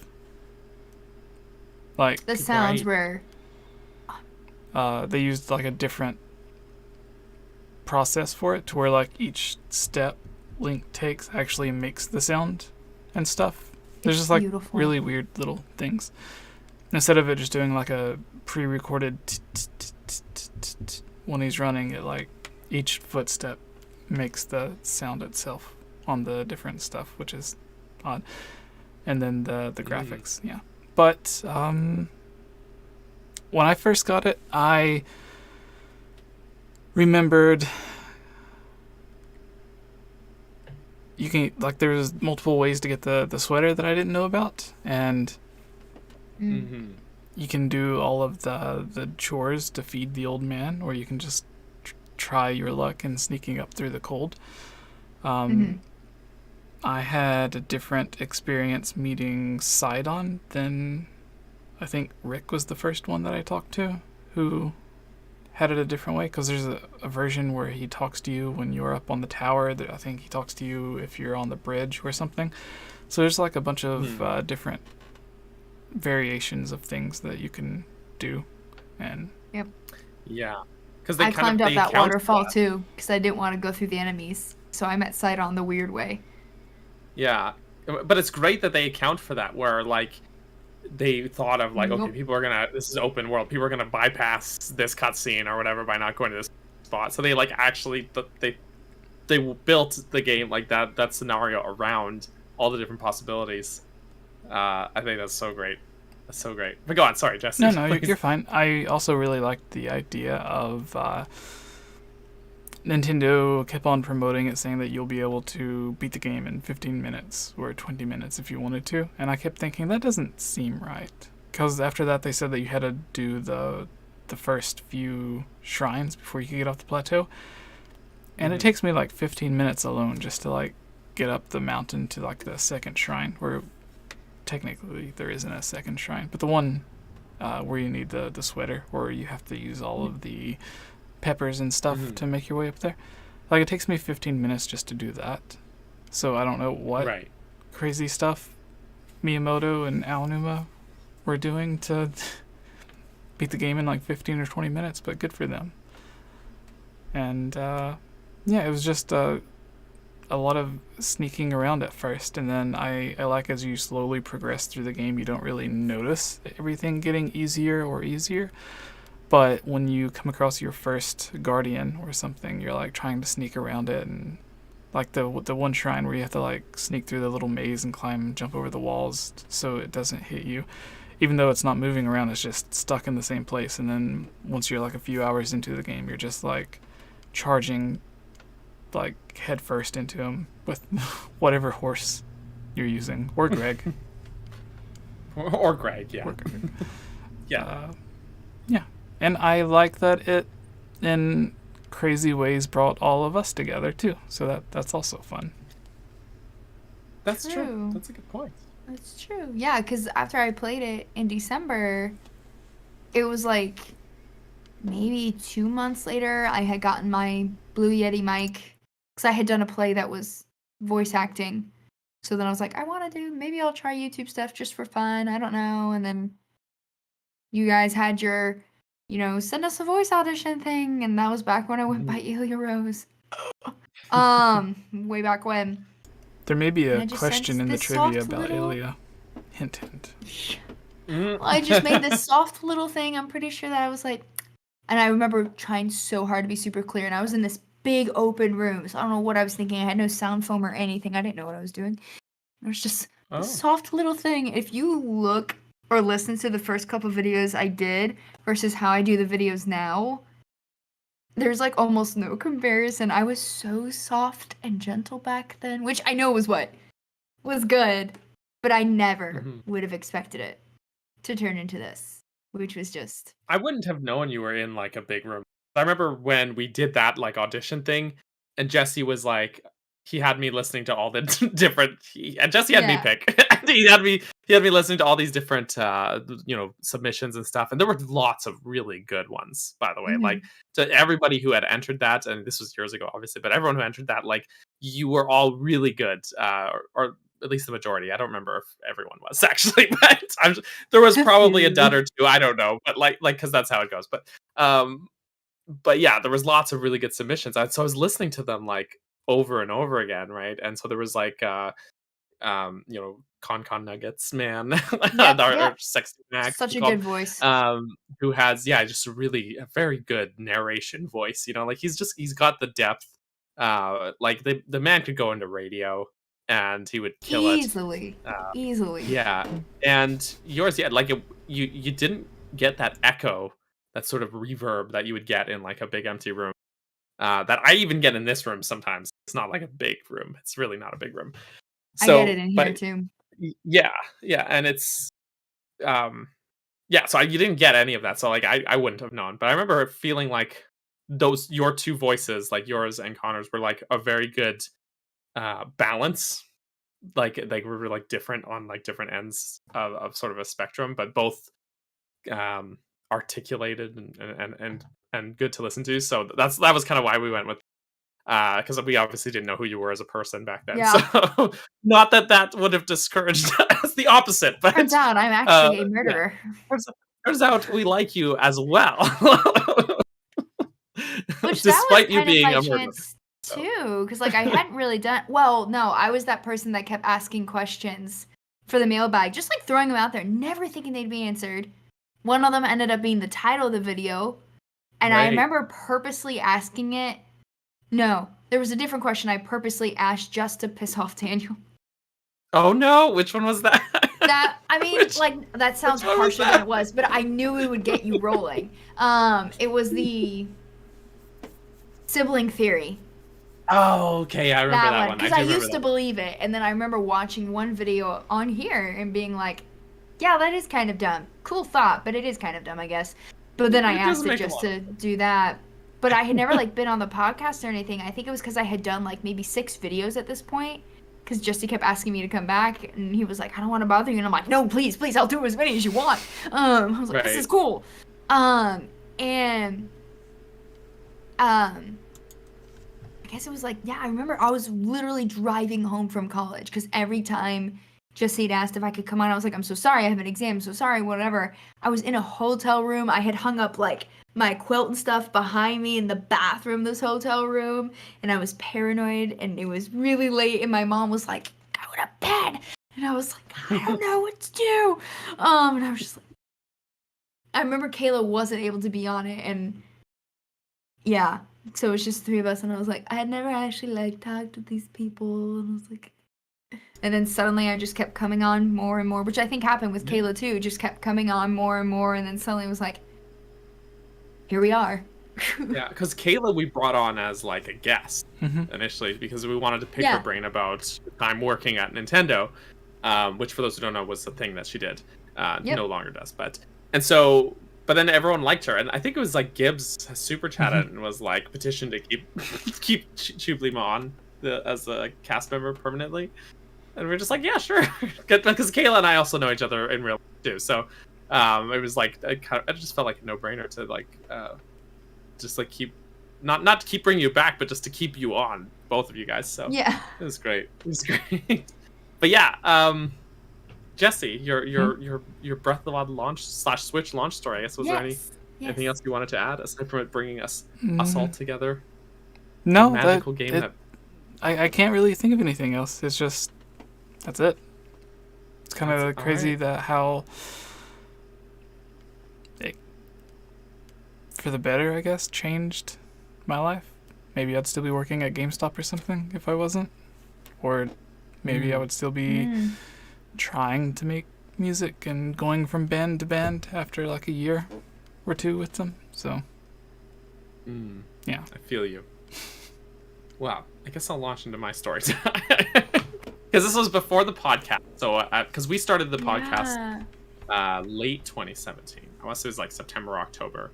I put it in my calendar like a week before the 5th anniversary of this podcast, so we'll have to do a special 5th podcast anniversary special later this year, but that's months away, right? I know it's wild because this has become like such a huge just part of, I don't know, life. Right? So yeah, it's like a part of schedule. Thursday night you come home, you do the podcast.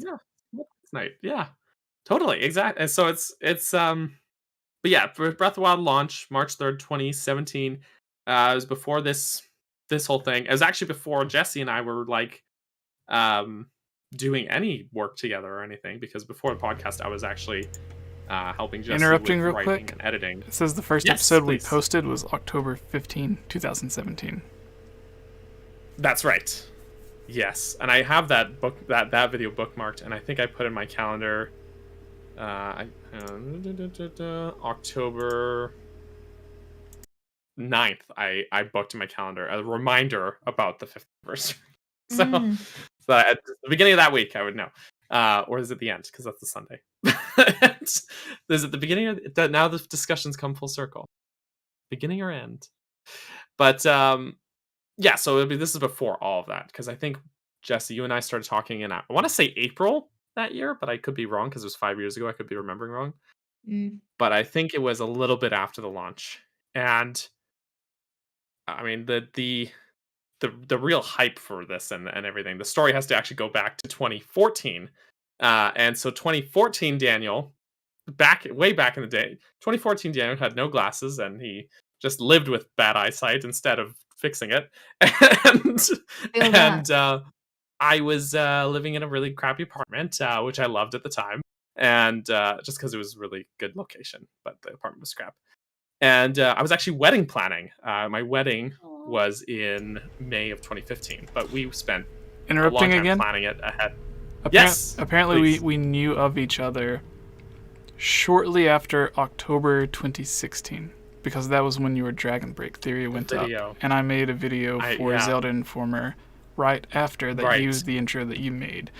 And I think the first message I sent you was, "Hi, I made this video for Zelda Informer, and since it was for their channel, I just went ahead and used the intro that you made for it, and I think that may have been like the first thing that we said to each other. That sounds right. That sounds right. All right. Sorry Yeah, for the 'cause interruption. it was on the Zelda Informer channel, which Continue. I was on. But yeah, so 2014, Daniel, I was wedding planning. My wife and I were, my now wife and I were wedding planning. And because of how in the wedding planning stages we were, my friends who were my groomsmen and my best man were in and out of my house constantly because they were pretty involved. They're a great set of dudes. Love them to bits. We're still, you know, very well in touch as best we can be during a pandemic and stuff. But yeah, so they were in and out. And one of my buddies, his name's Matt. Him and I actually have been friends since the second grade. He's one of my Oh. best friends. So we've been friends for literally decades. And he just says to me around, he's like, "Hey, did you see the trailer for the new Zelda game?" And I'm like, "The what?" I had no idea. So he pulls up on his phone, on his little like 2014 phone, and he shows me that first E3 2014 trailer for Breath of the Wild. And or at the time, as we knew it, Zelda Wii U. And I was like, "What?" And I remember saying, "I have to get a Wii U now." Because I hadn't gotten one yet, right? And he's like, "Yeah, it looks really fun. It looks really cool." And so that's where the hype train started. So I actually didn't get a Wii U just then because all of my money I was saving up for said wedding that I was planning, right? So I still didn't get my Wii U. But shortly thereafter, because I had said that, my groomsmen and my best man went in and they bought me my Wii U. Aw. So for my bachelor party, show up to this hotel room that they booked, and they've got the Wii U hooked up with Super Smash Bros. For Wii U and Mario. And that basically my bachelor party was all my friends and myself in a hotel room playing Smash and Mario Kart and having a lot of drinks, and it was perfect. It was absolutely perfect. We may have gone for like a short walk out to get some food or something at some point. We actually definitely ate at a very fancy restaurant in which one of the waiters roasted one of my friends because he's a ginger and he has a peanut allergy. And so it was very funny. So he was like, "Oh, God dealt you a crappy hand, didn't he?" And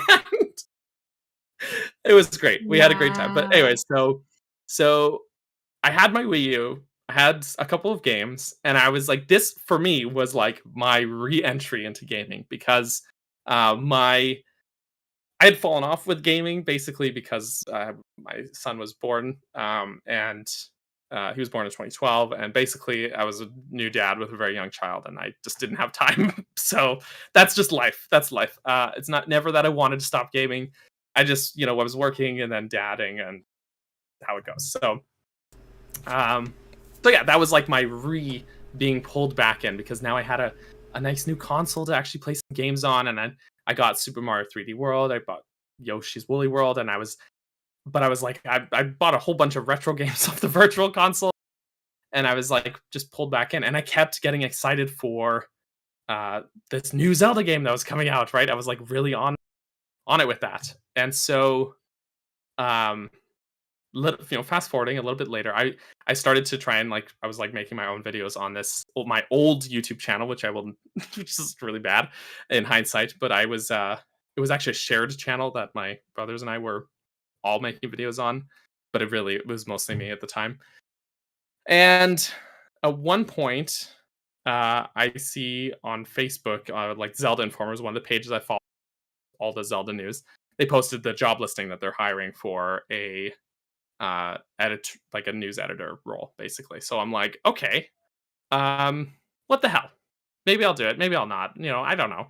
And my wife is like, no, just do it. Just do it, because why not, right?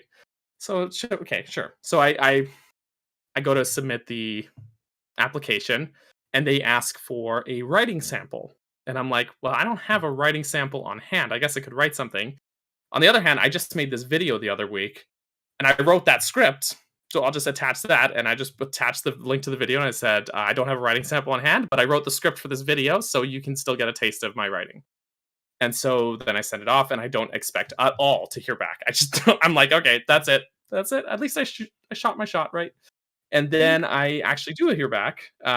So Nate, who you'll now know as Nintendo Prime, he runs that channel. But at the time, he was the editor-in-chief.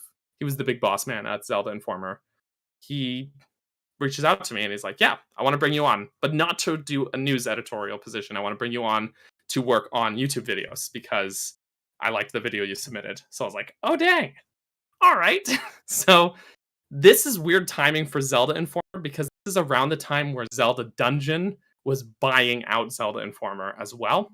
So as I'm coming in, Massey's is taking over ownership, and Massey's is a great dude as well. They're both Nate and Massey. They're both really great dudes, very hardworking individuals. And I'm not really cognitive of this situation at the time that's going on. I'm just here to make good videos. And this is now 2016, right? Just post E3. Like, I was glued to all the Breath of the Wild stuff for E3. I only stayed there for like about 9 months, I want to say. But at the time of the Breath of the Wild launch, I was still at Zelda Informer. And same as Geek said, money was not fantastic at the time. So as post-wedding and everything, that's fine. But I was working at a coffee shop. My wife was working. No, she wasn't at the time. She was going to school as well. So basically, I was like the sole income earner and trying to help her pay through school and also maintain a household. And so, like, money wasn't great. So I very fully was ready to be like, okay, I'll just get the Wii U version because I still have the Wii U. Probably not going to get the Switch version. Probably can't afford it. And I was also consistently working very early morning, like waking up at 3:30 a.m. to go to work.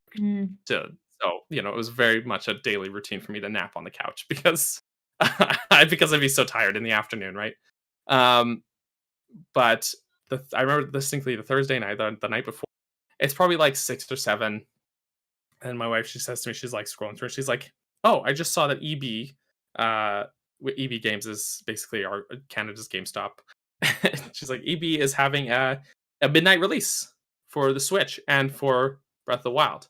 So I was fully prepared to go pick it up after work on Friday, but I was like, well, maybe I'll go to the midnight launch. Should I? It's kind of late though, right? Like, it's midnight launch and I have to get up for work and I start work at 4:30 a.m. So I'm like and hawing over it. And I'm like, you know what? Screw it.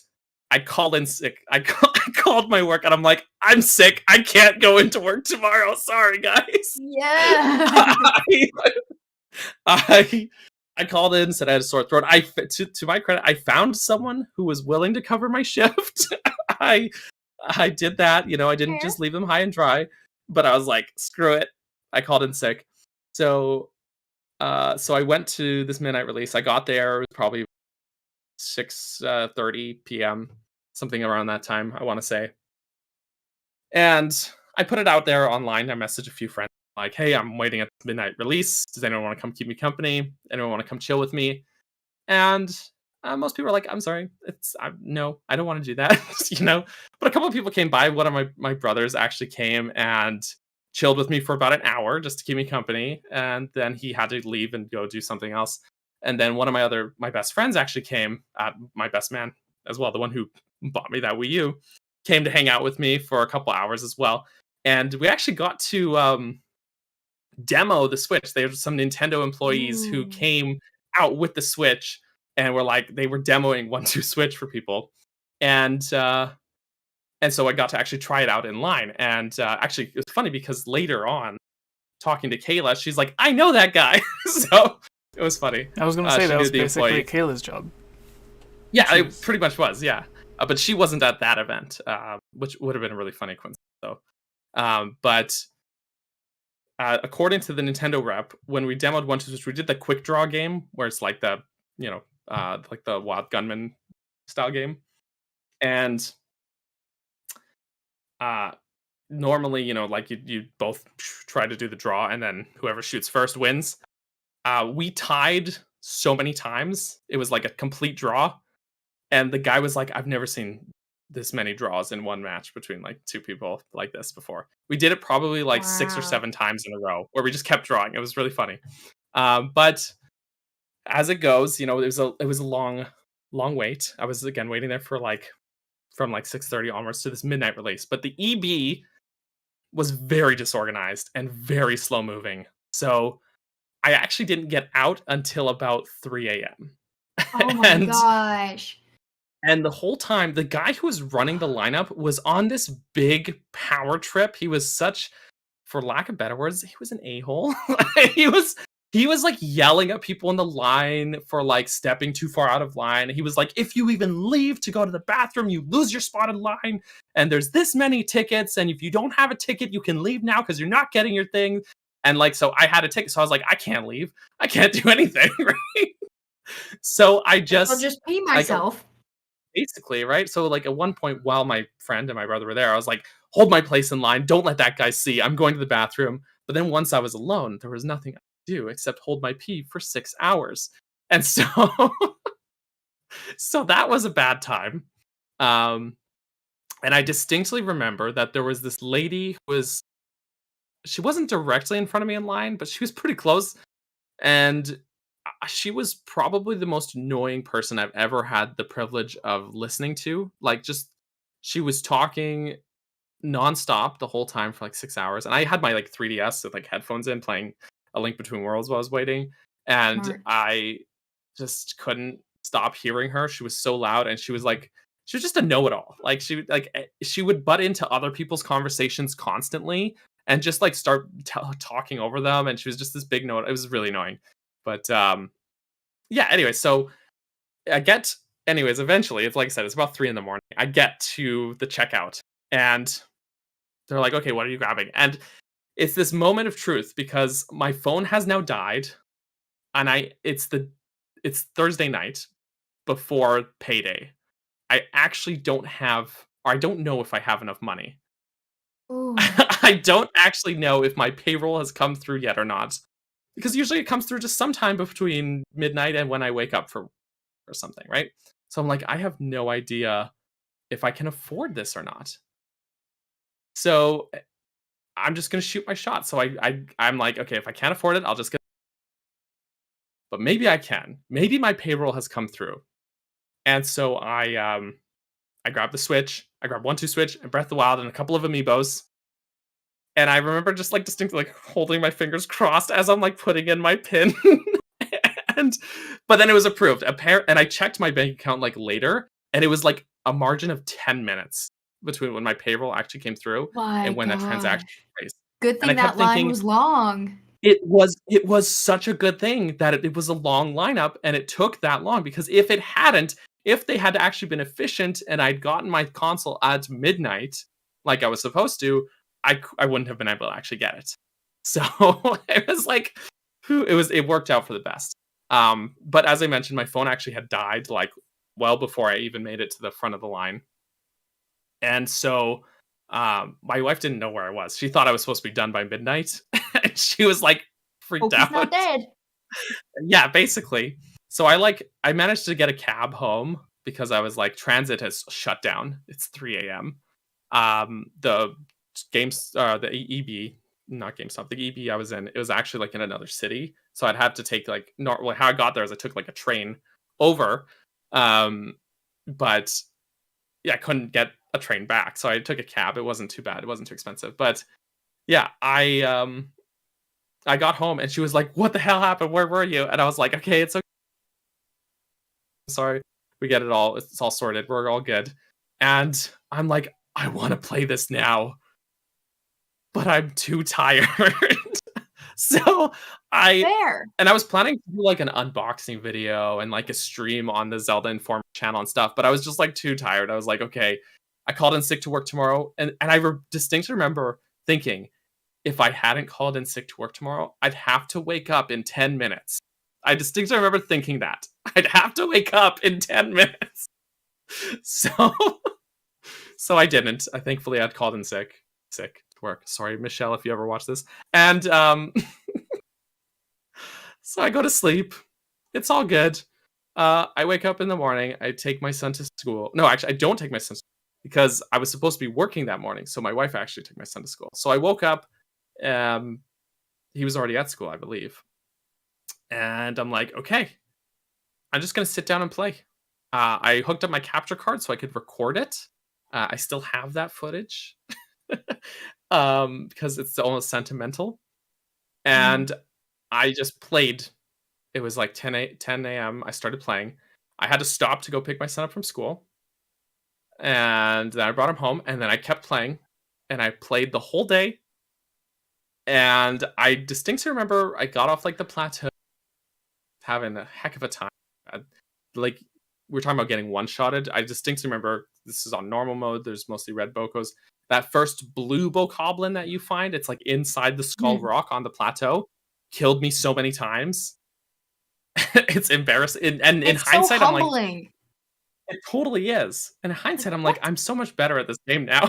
Like, but at the time, I died for so many stupid reasons, or even not even stupid reasons. Just like so many baddies got me.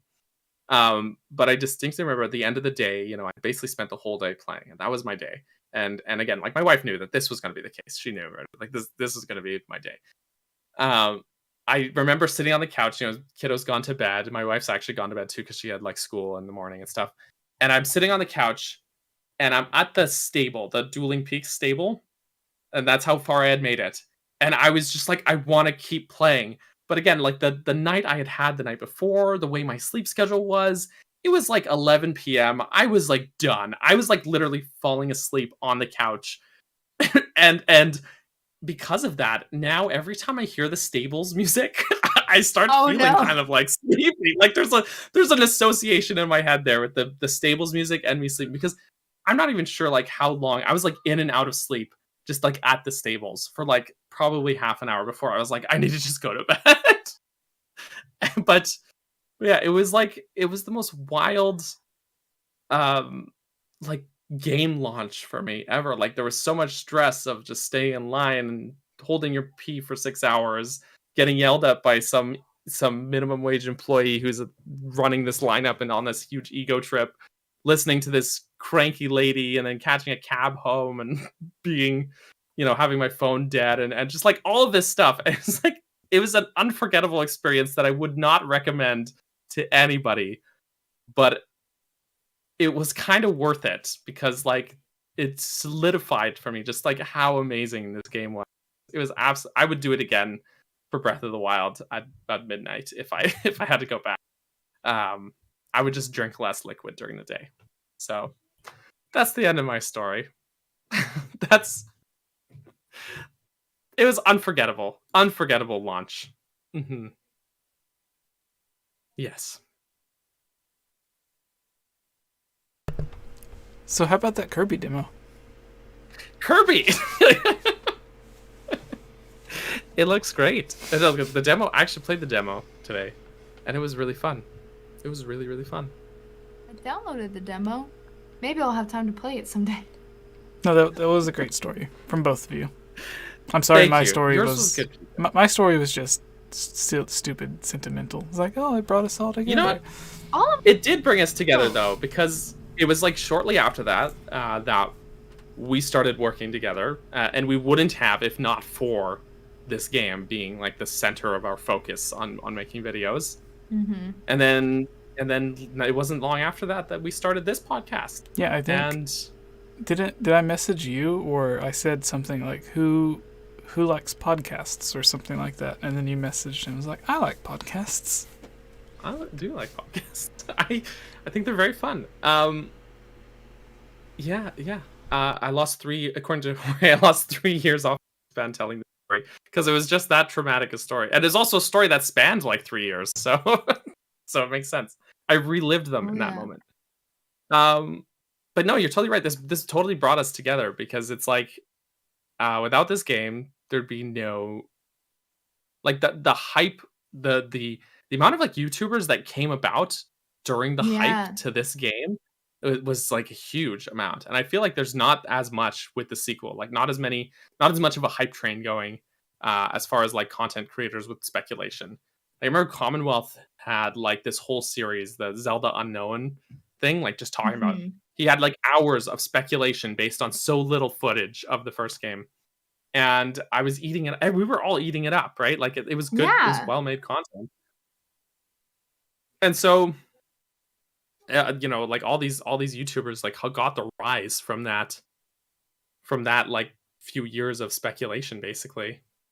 Um, and yeah, I mean, like I'm grateful for the game. It's my favorite, still is 5 years later, and I'm grateful that we're all here together and we're able to do this, just talk about games and talk about Zelda constantly. You know, it's it's wonderful. It's kind of hard to, like, in hindsight, it's kind of hard to believe that all of that started from Oh yeah. this game launch. You know, I never yeah, would have believed I would have been doing something like this ever, totally, or doing a totally. YouTube channel or anything like that. And of course, I said it before, I'll say it a million times again. It's thanks to being a part of this podcast and part of this channel that I think my channel was able to have the jump start it did. 'Cause if I had started without having any support, I mean, I'm not saying it would have never gone anywhere, but it wouldn't have gotten where it was Hmm. faster.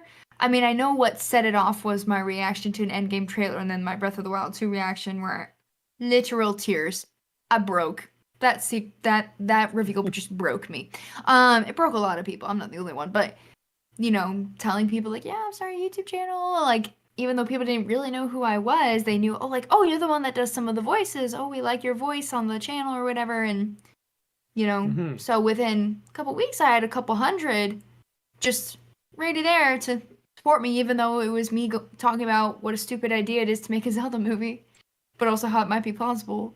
And I look back, and everyone does this, but you look back at old videos and you're like, Mm. what was I What? doing? What What am what I is editing? doing? What is And I'm sure the editing? videos I make now, I'll look back in a few years and be like, there's videos I made like a month ago that I'm going, what? I remember Oh I said yeah. that same thing to you just the other day when I sent you the script The that I wrote script back that in I never like. finished. I did Yeah. like a page and I was like, I'm tired. And then I never finished. So that Oh. script, Daniel, I haven't read all the way through it since like 5 years ago or however long ago it was when I I didn't first realize it wrote was it. that old. And I was listening to the audio she sent me, which was like the first half of it or whatever, and I was like, oh, this Mhm. is. It wasn't her voice recording that was making me cringe. Oh It no, was I made a just. lot of mistakes. It was just That's like true. remembering back and like thinking of all the crazy stuff that was in the script. I'm like, oh, this is kind of embarrassing. Why didn't I proofread this before I sent it? But I remember at the time I was super proud of it. But I was like, this will never be finished. It'll be like a 50-minute video. No one wants to do that. So I have so many video ideas Yeah. that I never ended up going through with. But I still like what I have. yeah, And what's funny is I always hated reaction videos. Like, I'd watch them sometimes, but my top most viewed video is a reaction video. Yeah. I always find it It's funny at like when that happens. 70,000 now.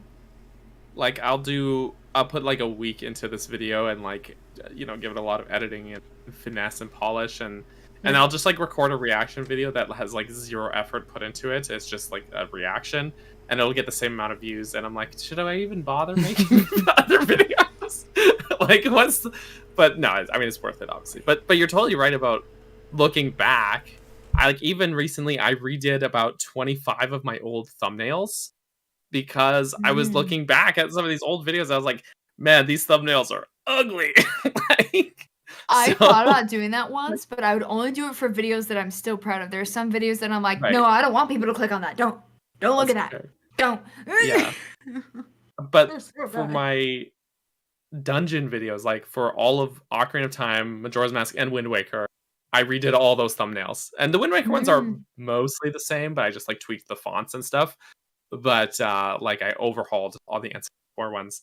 Um, just because it was like, oh, this is too busy. The colors are clashing. I have red text on red background. What am I thinking? Like all these things. I'm like, why did I do it this way? You know, it's just not good. So Used we so live many and we learn, right? filters. I didn't know how to do lighting, so I Right. just looked weird in all of them. I didn't know how to add game footage. And that's another Mhm. thing. If I didn't know Daniel, most of my videos wouldn't exist. Yeah, I just game steal footage. all of his game footage. Yeah, that's what it's there for. It's there for taking. Well, it made No, me I feel mean less it's. guilty when you started a channel for that. I was like, oh, see, now Oh I yeah, know how to go. Even there though you I go. always Yeah, asked, like, I got to the point, obviously people wouldn't know this, where I was even sending him memes as a way of asking for right. It footage. was like the It's Bernie meme like, that I am once again asking you for. for me, for game footage. I was like, That how can I was change it up great. this time? And that was the trending meme, was the Bernie Sanders one. And I was like, oh, I That's will take this one. that actually made me laugh out loud when I got that message. I looked at the meme. I was like, oh my, perfect. That's that was great. And then I That learned how was to download YouTube videos, and I was like, see, oh, he doesn't even have to send it anymore. I'll just steal it. there you go. Just take it. Verbatim. I've always said, like, just help yourself, like honestly. But yeah, I mean, now I've got the second channel where you can just go and fish in. I got a lot of stuff on there now. I've been just like slowly. I had like a huge backlog of like footage from various projects. I've just been slowly rolling it out there as well. So But like, some of there's the I put a Twilight bunch of Princess stuff really. really came in handy for that last one, like for the footage of 𝗵𝗃s and such and things like that. I was like, I just put that up recently too, so I know, that's it was perfect timing. I was like, praise God. Because I'm not far enough in the game to have that footage. Ooh. Oh, that's perfect then. Which I learned the hard way. When I'm playing a game and I want to keep that footage, don't have my face be over the game screen. They have to be separate so I can use my own footage. Because I was trying to use my own Wind Waker footage and my face was on it. And I was like, it's not horrible, but I was like, what the poop? No. Yeah. Yeah. That's another thing too, that my streams, like the quality of my old streams are, I've like unlisted a bunch of them. Like, these are horrendous. There's like there's same. lag and there's I didn't have like a clean layout. It just it was bad. Oh no, same. Even my first singing video, I was super proud of the video footage, but I was listening to the audio and I was like, oh my gosh, because it was before I started getting voice lessons again, and I was like, this is going to private. Maybe I'll re-record it one day. But I was like, oh no. And like my singing stuff is already pretty like, I like the safe and sound one. But yeah, there's so much. So much. Or even I saw my old intro, my very, very first intro, and like I just had to sit back and I was like, oh, what is that? And it was so long. I was like, no one wants to sit through this. Stop it. Yeah, definitely long intros. I've kind of learned that like short and sweet is the way with those. Like I've like 10 seconds at the most, you know. Yeah, I limit mine to 10 seconds, and even then I'm like talking over it as it's ending. It's like, hi, I'm back. We're here, don't worry. Yeah. I promise. Yeah. Or setting up Patreon for the first time, being like, oh my gosh, I'm so weird. Why am I doing this? And so beyond grateful for having Patreon. And it's fun. The people I've met through that and connections. Some of them here in this chat and channel members too. And I'm like, oh. I never would have thought. I'm like, why are people signing up for my thing? And I'm always constantly like, I should be giving more. I should be giving more. And they always say the same thing. You're giving enough. You're fine. And I'm like, oh. Yeah, that's a hard balance, and I found myself also like constantly. There was a kind of a reassuring moment. I constantly have been feeling I'm not putting out enough content. I'm not doing enough uploads, whatever. And then I remember at the beginning of this year, I like went through my channel analytics, and I was like, I put out, it was like well over 30 like video essays and this many streams and whatever. I was like, I put out a ton of content last year. Yeah, like, what? Why was I feeling this way? Like, yeah, it was. So it was kind of a reassuring moment. You know, maybe I don't need to like put so much pressure on myself. You know, and that goes for all you guys, all of you guys, and all creators out there. You know, just be easy on yourself because we're all human, including unless you're not human. Well, that would be a problem. That's your quacks. Well, also understanding like the first time I started losing patrons, realizing like don't take it personally, because I've been a patron for like at one point I was like a patron for 5 different channels, and just financially it wasn't smart, even if it was only $5 a month. And I was like, hey, you know, I love this channel, but I need to limit it to like 2. So it was never a personal thing. Like I was like, man, I take a lot of things personally that I really shouldn't. Like this is kind of sad. Yeah. But I also like that whatever I support on Patreon just comes out of what I earn on Patreon. Oh, does it? There It you just go. automatically takes it out before it gives you my income. So like it just makes it Oh. easier. Because I was like, wait, I thought I made this much on Patreon. Then I realized, wait, taxes, but then also that part of it. And I was like, oh. So I remember I used to have like 10 tiers. And I was like, we're down to 4 now. It's Yeah, 10 is a lot.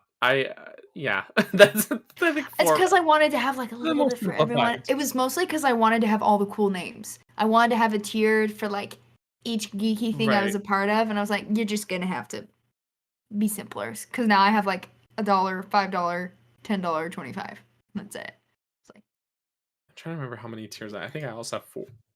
Pardon me, sorry. I think I also have 4 tiers as well. And I think that's a good amount. oh yeah, I think cuz I think Patreon also gives you like a you know, ability to change like within a tier but like change the dollar value as well. So like say you yeah. have a $1 tier but someone could put $2 if they wanted to. I have a couple So, that are like 3, so they're technically in the $1 tier, but they're mhm, 3, and I definitely have some that they give more than 25, and I'm like, what are you doing? right.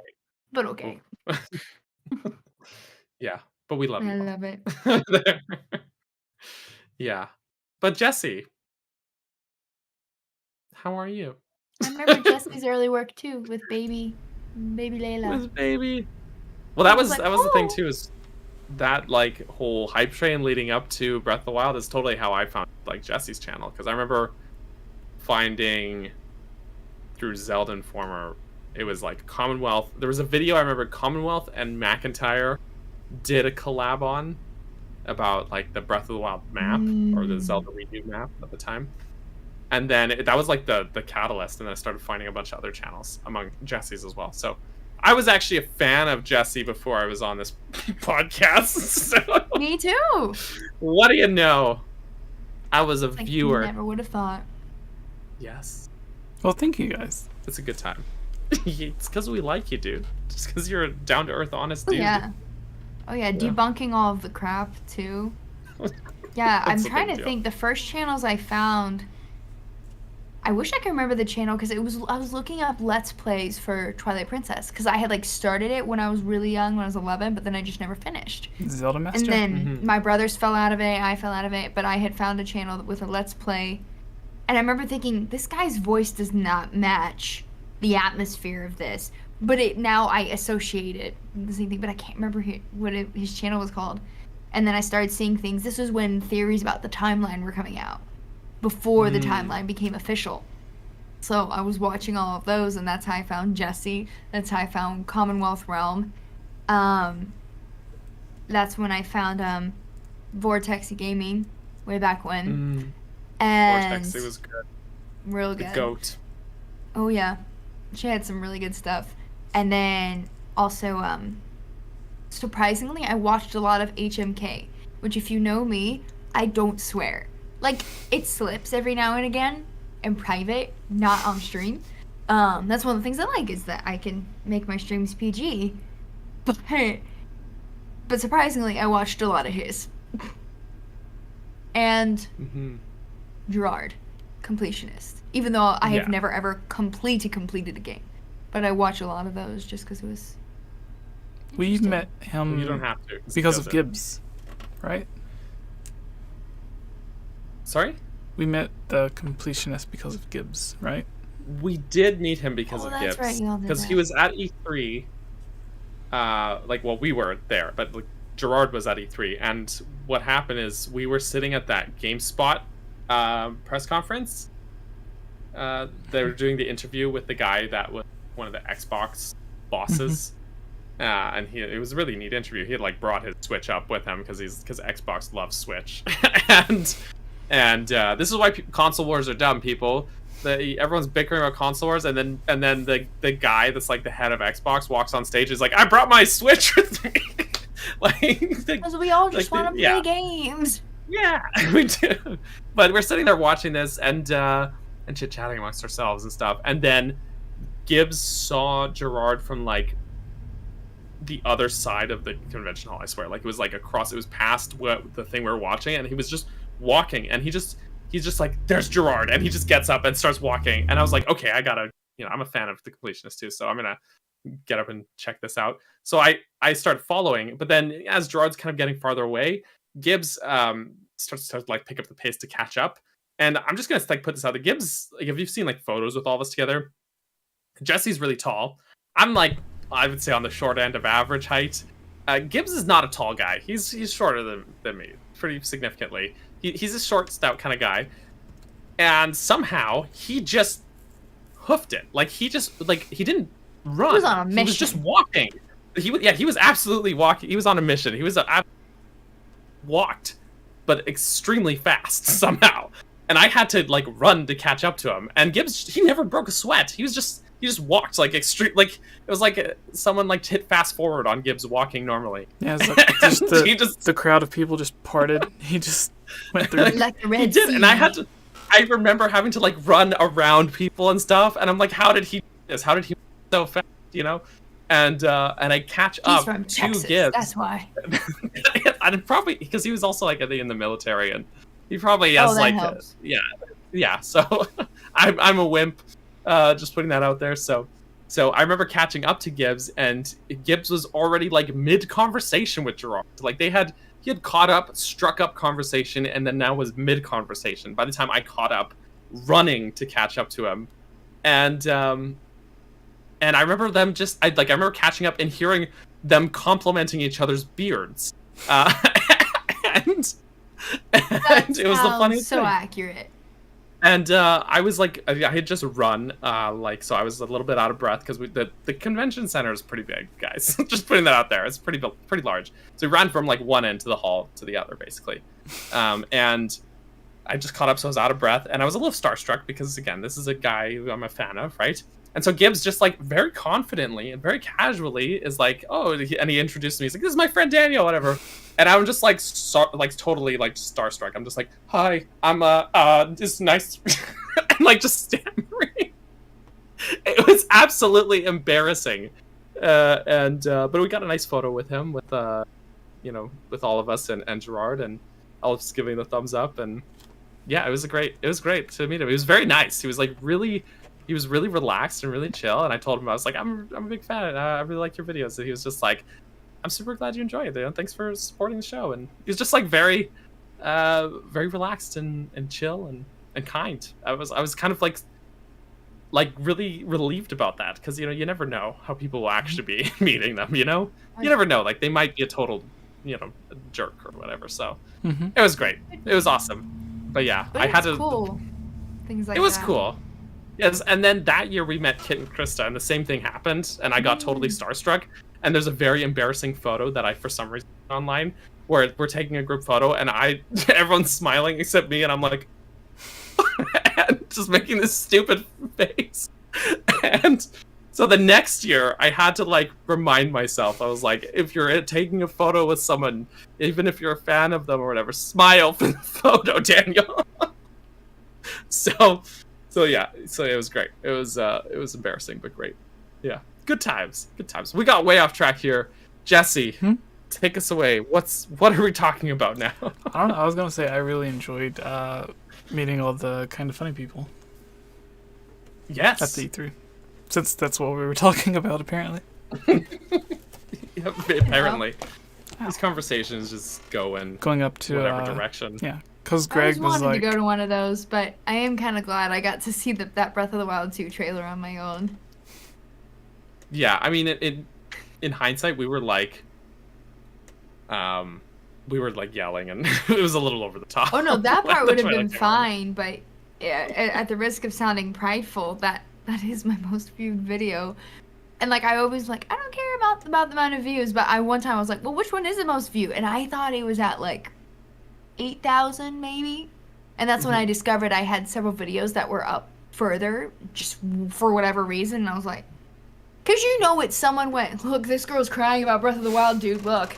I think that's why my most popular video is what it is, because I made it and it was really crap, so then I remade it to where it was done halfway decently, and the one that was all crap is like somewhere between 2 and 3 million, and I'm like, but just don't watch that video. Watch the other one. Is that the the Lionel video? The Lionel one? Yeah. Mm-hmm. Oh, Jesse, one of your tutorial videos helped me in Breath of the Wild. I watched the one on how to get the Hylian shield. I was like, man, this dude's like so chill, blah, blah, blah. I mean, I'd already seen your videos, but I was like, oh man, he's so chill. What an easy way to get the shield. That makes so much more sense. Go underneath the castle. Go over there. Go here, do this, do that. There It's you very go. straightforward, no weird, crazy stuff. Trying to think. Oh yeah, the other one was Zelda Master. That was another one that I surprisingly really liked watching a lot of his stuff. And then I found like Zeltic and others later. Nintendo Black Crisis, Master Nintendo Bandit. Although he's not gonna be Master Nintendo Bandit anymore. He's changing that. It's what Bandit Games now? Plays or Bandit Games or something like that. And I was like, I think I Bandit sympathize Plays with that. is That's why I didn't put like Zelda Apprentice in my name. I debated that, and then I was like, how about just Geek? You know? When Makes sense. Daniel and I started the podcast, we thought very hard to come up with some stuff that wasn't like didn't have Zelda like directly in the name or something, but was still somewhat a reference to it. That way, if someone came on and was like, "Why are you talking about Banjo-Kazooie? That has nothing to do with Zelda. You're a Zelda podcast." And I was like, "No, it's just Zelda's a part of Nintendo, and there's a lot of things in Nintendo." And I think that's why we went with Gamescast. It was just because it could be all things gaming, but Hylian there because that was kind of the like Zelda's like the main focus. That's our big thing. But yeah. I think I remember when we first started the podcast too. First of all, I had just moved, so like the background looked so bad because there was like boxes and stuff. Oh, I have some. It's just like so terrible, and I didn't have like proper lighting or anything set up, and but I remember I think we at the start of like at least the first few episodes we explained the name like a couple of times like at the start of a couple episodes. I don't know why we did that, but we just did. We were really trying to make sure people understood, but yeah, it was great. We've come a long way since then though, I think. Have we though? Yeah. Haven't we? I think when I look back on those old ones, I'm like the first episode, I'm always like, yeah, wow. Oh yes, we have. I guess you just start to find your own pocket of what you do, and now I get it. When I would watch advice from like people that have been doing, their content or whatever for a long time, and a lot of them give the same advice of like, just go for it. It's gonna be weird. You're gonna look back in several years and be like, what was I thinking? You have to figure it out. And I was like, no, that's fair. Because I look back and I'm like, what was I doing? I'm still proud of my very first video, but... Yeah. No, I think like your idea, like your script or your ideas that were in the video, I think they still hold up. I think it's still a good video. Yeah. But when like, I reacted to it years later, I was like, I still agree with this. I just would edit it very differently. For sure. And but I think like even looking back at the start of the podcast, that's the big thing is like the comfortability of it, like that you can tell Jesse and I in those early because it was just me and Jesse at the time. We hadn't quite found like our rhythm yet with like how we talk. You note in those early episodes we almost never interrupt each other. They weren't live either. They also weren't live. That's right. We weren't doing them live. We were just recording them and then uploading them. Yeah, but like there was a lot more pauses, I think, in the conversation, and a lot like we were almost like very consciously trying not to talk over each other and stuff. And I feel like almost once we just gave up and went like almost more casual, it benefited the podcast because we ended up with more interesting discussions. And I think I've been told by people that they like when we get off topic and we get like derailed and tangent and stuff because it just feels more conversational and more natural. Yeah. And I feel like those early episodes are really stiff in a lot of ways, like just we're like very, these are our topics, here's what we're talking about today. It was just very yeah we were trying to be too professional when we should have just been chill. So yeah, my first voice videos were like that. I'm super quiet, and we tried having a special guest for almost every episode. Yes, I remember that And I phase. remember that, and being very nervous. I was always nervous whenever, like, every guest that we had, I was like, super nervous about any and all guests that we would have on it, because and so you could tell, like, I would like not talk. Yeah, So, like we had yeah. Yellow Killer Bee from the Nintendo World Championship things. That's right. Miss Click eventually, I think, and then Mossy's and Nate, like, back to back on some. I don't remember the others. But that was weird. Yeah. When we had one on, because then the other was like, what if I came on? And then the other was like, I feel like I need to explain, like, further explain something. And I was like, did we just start a war in the Zelda community? I just want to shout out in the chat here, Rinhara5. I don't know if I'm saying that right, but welcome to the chat. I'm a big fan of your Breath of the Wild videos on GameSpot, by the way. Thank you for being one of the few people who makes videos that are things I didn't know about Breath of the Wild that are actually things I actually didn't know. So thank you for that. Thanks for being here. Sorry, that was just a quick shout out. Just off topic there again, but yeah. Those kind of like he says in the chat there, or the early days can be rough. There's a lot of growing, starting, and it's like, you got to find your rhythm and find what you're comfortable with. Yes. But and trying to not copy people, be inspired by other content. Yeah. But yeah, because I always kept thinking like, oh, my room should look like this. Oh, I should sound like this, and I'm like, but I'm not them. I could be inspired by other people's stuff, but I'm not trying to be them. Yeah, I but try actually, to be like, Daniel. there's a good point. Is like, you can draw. I think there's a point where you have to kind of just go for it. Where, like, I remember being hesitant to make videos because, like, I don't want to make a video, but, like, your take on that's going to be different than theirs, right? Like, your ideas are not the same. So I've kind of learned to just go for it. Just go for it. Just make the video you want to make, even if someone else is, because yours is not going to be the same as. Don't plagiarize. That's not what I'm saying. No, gosh, no. I remember just No,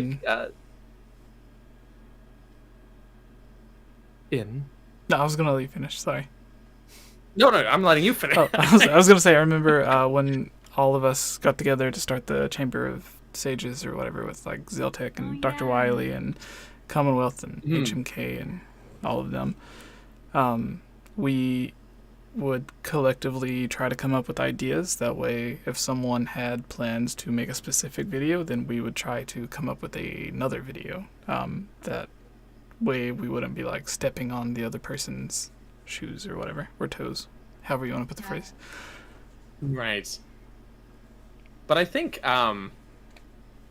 there's just been times where that's happened too, where you've had, like, I distinctly remember there was one time where it's like, I can't remember who it was. You and someone else made a video, like, it was like within a day or a week of each other or something, and it was like very similar idea, and people were like, "Oh, you guys are copying each other" or whatever. That happened. And I remember thinking, like, who was that with? HMK and Zeltec was the first time it happened, because we all put up the same video on the same day, and it was me, Zeltec, HMK, and it was all about the Guardian from the Breath of the Wild trailer. That's right. Ooh. And I For feel Zelda like, Wii U trailer at the time. right, that's right. But I feel like if people think that, like, if someone's making a video like that in a day and each other, whatever, I don't think they understand how long videos like this take to make. No. like no way. If they're uploading on the same day, you can guarantee it's a coincidence, or they just both thought of the same idea, but not that they were copying. Yeah. Well, I've definitely had times where I'm like, ooh, I'm gonna make a video about such and such thing, and then, like, one or two creators I follow will make a video and they post it, and I'm like, well, now if I make it, even though, like, I wasn't gonna do anything similar to it, I was gonna be like, well, now if I make it, I can't. Yeah. That's true. There have been times where I've had ideas and I've looked it up to, and sometimes they haven't. I'm like, all right, I'm gonna do it. Because there's times as well where I'm like, I've even just wanted to watch a video about something, and I've looked it up, and I'm like, no one's made a video. Yeah. Like, maybe I'll make a video about this. Maybe I should do that. So it's but there's always opportunity there. Yeah. But Jesse, So how about that Kirby game? I think we've covered. How about that Kirby game? That was the topic we were going to transition. Yes, Yeah. and then we started talking about E3. I don't even know did. how. E3 via 2018. Don't know. I don't know how that happened. That's podcasts, I guess. I still want to Kirby. say that my favorite part of all of it was when I'd already had a couple of videos with Greg from Kind of Funny. And also, it was Right. the same time you mentioned we ran up to the one guy. We were at the GameSpot booth, and then you said the guy in the chat was Right. also from GameSpot. Gerard. The Rin Yes. guy in the chat? Sorry, yes. Okay, yes. I was like, wait. It's like, did I mishear you say that thinking, earlier? like, I had a 3? What? No, but then right now, yes, that's right. Yes. Yes. Sorry, Jesse. No. My brain So, doesn't all the time. But yeah, it was whenever we were meeting him, and I was just expecting like, oh, it's cool, nice to meet you or whatever, and he was like, oh my god, it's Jesse, and then hugs ensued, That's right. and he was just as well, and happy also to see us and stuff. Yeah, the Kind of Funny people all loved you, and because I remember, was it Greg was introducing you to? He's like, "This is Jesse." Yeah, Game over, Jesse. because he And he was the one who I just like, I love that. did the podcast before we started this podcast. Yeah. I love that. That was like a really lovely, like heartwarming being at E3 and like all those people. It's like people were like chasing Jesse down in the. It was great. Like Just chasing Game Daniel Over down. Jesse. So cool. They were not chasing me down. I'm not the game over guy. No, it was cool. It was awesome. But Kirby, Yes, the Kirby demo, kind of shadow dropped today. Mm-hmm. Does it carry over like the Age of Clams demo? I believe so. I believe save data will carry over. You guys didn't play it, right? Is that because you guys have busy No. lives? Not like I you know, downloaded pleb. it when I heard about it. Right. But speaking of busy lives, when we finish talking about Kirby, I'm gonna have to go. It be midnight. That's, Oh, That's are you gonna do fair. trivia? Probably not. Oh, okay. Probably not. Like I probably Save could it. swing it, but I have a bunch of stuff I have to do tomorrow, so I'll probably want to get a decent Okay. amount of I sleep. gotcha. But I do when you get the chance sometime. I'm probably gonna like stream it or something. But the demo's pretty fun. It's pretty short, probably like half hour. You get 3 levels. I will say it's not like an open world Kirby game. Nobody should expect that. It's more like Mario 3D World. That's what where it's I was like, expecting. Yeah, like Yeah. there's kind of closed off levels, but they're 3D. But I'll say that this probably was like these 3 levels of Kirby were probably like the most fun I've had with Kirby since like the Super Nintendo. That's Ooh. what I'm saying right now. Like it was really fun. It was a really fun demo. I played it in co-op with my son, and yes, you can be Bonnie. In Kirby. the chat. You can be Kirby in the demo. That is a big part of the demo. But yeah, the co-op is pretty fun actually. I actually played as not as Kirby, but as the 𝗏𝗏𝗃 guy that you can play in the in co-op mode. So whoever's player 2 is 𝗏𝗏𝗃. But so you can't do like the copy abilities, but they give you like a little spear to poke everybody with. But it's really fun. It's a really fun demo. I definitely recommend. Skeptical game, convince you. Try it before you buy it. Am I right? And yeah, I just like I'm kind of like we were saying with Pokemon before, how it's like, oh, this is great that this is like the direction they're gonna take the series. Like this is great that things are going this way with it. Whatever. That's how I'm feeling about this Kirby demo. Like playing this Kirby game. I'm like, wow, if this is the future of Kirby, I'm here for it. I'm a Kirby fan. Like, yeah, and it's really cute. But the problem is the enemies are super cute too. So, like the little fox guy. I It's don't a want to problem. kill you. That's the problem. There are bananas in the demo as well. I'll say because there's a giant monkey or gorilla guy, and there is a whole pile of bananas that you can steal before fighting him. So basically, it's the best game ever. Yes. Yes. Yes. Bananas. We have a code banana. Yeah, no, it's great. It's great. Very fun demo. So definitely recommend it. The game comes out in 3 weeks tomorrow, and pretty short demo though. It's three stages. So yeah, it's about a half hour. Let's say you can get out of it. But I think my son has played the demo twice over just today, so he's having a hell of a time with it. So it's great. It's great. I don't know if there's anything else to Jesse. No, I was gonna say before Geek leaves, I posted her Instagram and YouTube in the chat for people to check out. But if you wanted to put it in your own words, Geek, before you leave, where can people find more stuff from you? I am on this here YouTube as the Geek Apprentice with Zelda content, usually top 5s, usually has to do with music, almost always has to do with music. Animal Crossing and How to Train Your Dragon. I have a month dedicated to Hunger Games, and I have an Instagram, and I stream on Fridays. Recently it's been like every other Friday because I work early Saturday morning and we're in choreography season.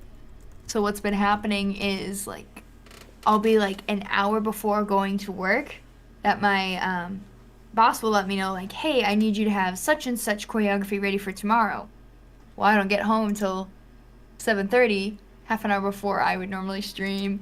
And so then I'm like, well, it usually takes me 2 hours to work on choreography, which is the amount of time I stream. So normally I stream on Fridays. I should be streaming tomorrow night at 8 Eastern Standard Time, doing the first dungeon of Twilight Princess, because I've done 2 streams, and neither of them got me to the dungeon. That's how long that game's intro is. Oh, part of it is just I was taking forever and hide and seek. Meandering. My last stream was also pretty short. But yeah, I'm playing Twilight Princess HD right now. I don't know what I'll be doing after that. I was thinking Skyward Sword, sorry. Oh no, I finished Skyward Sword. 5 tries, got Demise eventually. That felt so good. But yeah. Now it's the one. The goat now it's game. the what? Goat. Goat herding. Goat game. Got a goat herding simulator. Yeah. Hide and seek in Skyward Sword is always what takes me so long. Exciting. But yeah, I make random videos about random things. I had one recently about the cloak Zelda wears or whatever. It wasn't like a big theory. It was just like, what is it? A, B, and C. I'm curious. Here's the short little 10-minute video. But it was fun to do, even though it took me like 2 weeks to do because of work. But I love my job. So yeah, that's me. I have a Twitter too, but it's mostly like, hey, I'm streaming. Hey, here's a video. I couldn't get into Twitter. It's probably good that I don't. Knowing me, that's probably good I don't. A place to be.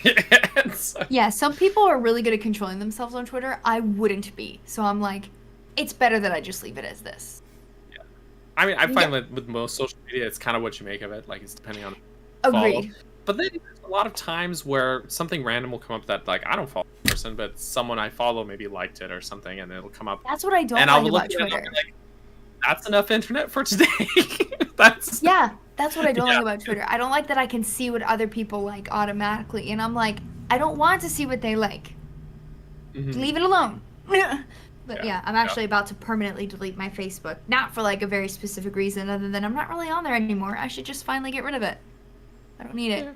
No, Geek Apprentice is not on Facebook. It's my personal Facebook that I would get rid of forever. Because I, believe it or not, I have a real name. Anyway, and it's Iliya Rose. That's not your legal name? No. No, it's the not. Geek Apprentice, previously known as Iliya Rose. Right. People thought the that artist, was my real name. You know, and I was like, no, my name's not Iliya Rose. Like, that was never part of my name. Rose kind of is, but like, not really. I imagine all the people... Not legally. ...who just listened to the podcast and all of a sudden we went from calling you Iliya to the Geek Apprentice. We're just like, why are they being so rude? Well, I remember to her? having to say that, like, tell people, like, actually, I don't want to be called Iliya Rose anymore. Can we just call me Geek? Because it was like, what do you call me? But, you know, I think, like, a lot of channels struggle with, like, rebrands and stuff like that. And I think, all things considered, you got through it early. without, like... yeah, it was early enough, I think, so it wasn't, like, any real, like, high-risk situation. But, like, it didn't damage your, like, statistics at all, as far as I could tell, at least from the outside looking in, which is like because it wasn't ever like in my title either. Like everything said the Geek Apprentice, and then I just like had parentheses 𝗙𝗎𝗆. Mm-hmm. So Right. I just had to nix that, and it was like, oh well, she's still the Geek Apprentice. So. Yeah. But like rebrands are tough in general, for anything, content creator or not. So it's 100%. Got through it. 100%. Nice. It was a smooth transition, all things considered. It was good. All right. Well, with that, I am off. I would have lost the game anyway, so good luck, y'all. Someone beat Daniel. Daniel lost last week. I did not know this. Oh, because who won? Was it Bree? That Yeah, won it's last Bree. week, or someone? Yeah, it was tight though because I got 10 out of 10 questions right. It was just the speed. The at which I got- timing. Mm-hmm. That was it. That adds a fun element to it. At first, I didn't like it, but now I kind of do. All right. Have a wonderful Attention. night. Good luck, geek. y'all. Bye. Good night. Hopefully, I'll stream tomorrow. You'll know why if I don't. Bye. Bye. And then there were 2. Yes. Beautiful transition there. Yeah. I did it perfectly. Did you? I'm the stream's behind here, so I'm gonna wait to see. I'm gonna watch and judge your transition. It's not caught up yet. I'm still waiting. I'm still waiting. How behind is the stream? Jesse, she's still here. She's still there. How behind is this stream? No, it's fine. It's fine. We're all good. There it is. It actually went. That was pretty smooth. I messed up my webcam doing that. All for a joke. So, are we doing Kahoot? Mm-hmm. Are we gonna have a The Hoot? number is Oh, I gotta open Kahoot, don't I? 399. Just tell me when you get there. I'm ready. 399. 7510. That was quite the pause. That was the dramatic pause. That was the banana pause. All right, everyone. I couldn't think of a joke, so 399 just use my. 7510. Go to kahoot.it. Daniel, can you explain the rules while I set this up? Yes, I'll explain the rules while Jesse sets this up. So everybody in the chat, feel free to join in the game if you would like to, but don't feel obligated if you would not like to. We're going to play a game of Kahoot with some Zelda trivia because why not? It's always fun, and you guys seem to like it when we do this every week. So go ahead to kahoot.it. You can type in the pin that Jesse put in the chat here, or actually, I think if you click on the link, it puts the pin in for you, doesn't it? Mm-hmm. And then you choose your username and join in for the trivia. You'll have questions. You'll have it's multiple choice, easy as that. Just make sure not to wait. I think as I've demonstrated there, the stream is actually like this is the case for all streams ever. There's a delay between when we say this and then it gets broadcast to YouTube and you watch it. Mm-hmm. So because there's a speed element, you get more points based on how fast you answer.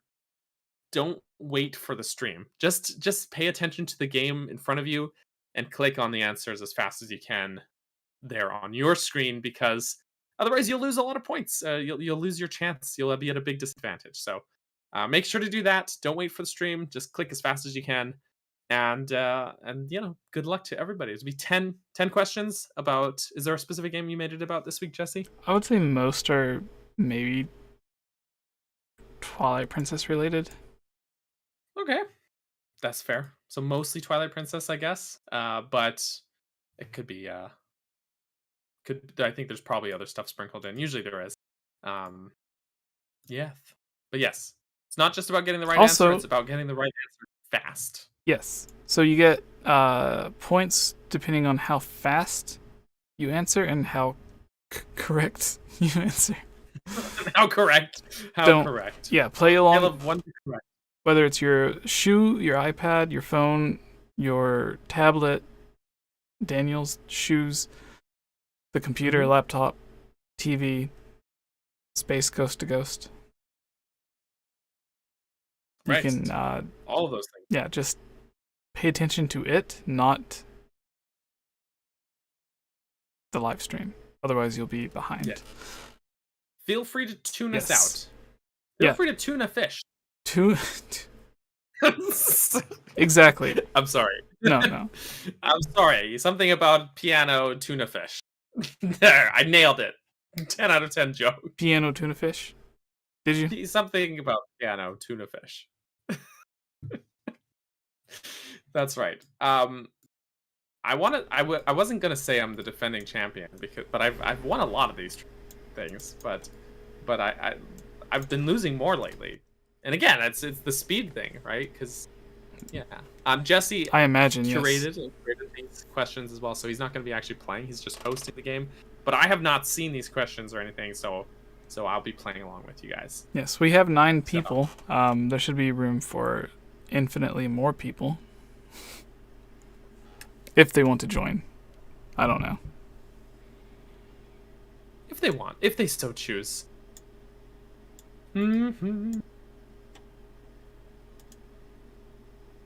Yeah, maybe we'll give them just a mom here.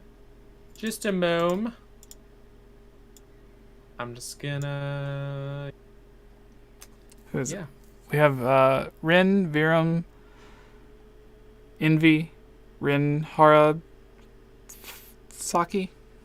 Did I pronounce that right? I hope I did. I'm sorry. We have double Rins, Jorge, Bunny, Linos, Bunny,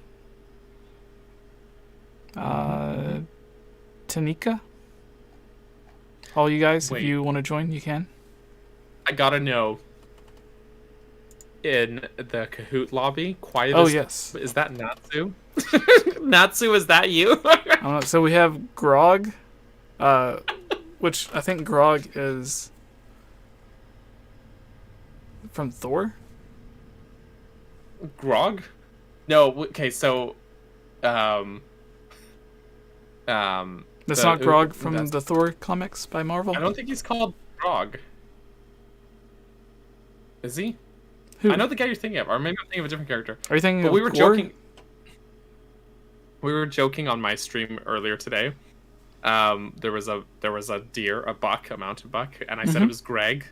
But then he actually charged at me and attacked me. And so they said that it was not Greg, but his evil cousin, or his evil clone, Grog. So that seems like it's Bonnie is quietest robe. Oh, Natsu is Grog, the evil clone of Greg. Okay, see, I knew Natsu had a joke username. Quietest robe is also a reference to one of my streams. You guys are killing me with these. All right, everyone. We had the quietest robe. You do not have to win. The goal is not to win, just to beat Daniel. Again, go to kahoot.it, kahoot.it. The goal is not to win, but to beat me. Yes. 399. Then you have to win. 399-7510 is the pin. If you click the link I posted in the chat, you do not need to type in the code. It takes you straight there. But if you do it yourself, then you have to type it in. So we have Bree, Xavier, Grog, Green Daniel, which you're no longer... Wait, is that... Oh, you know what? That's not you. The guy in Thor's name is Korg. Korg? Oh, I thought you... There's a person named Grog, and then there's a person named Throg, which is like when Thor gets turned into a frog. He just goes by Throg. Or not. Yeah, So, Throg. Yes? Here's a thought, though. For the 4th Thor movie, they should just call it Thor, but spell it Thor. Thor 4, more Thor? For Thor, more Thor.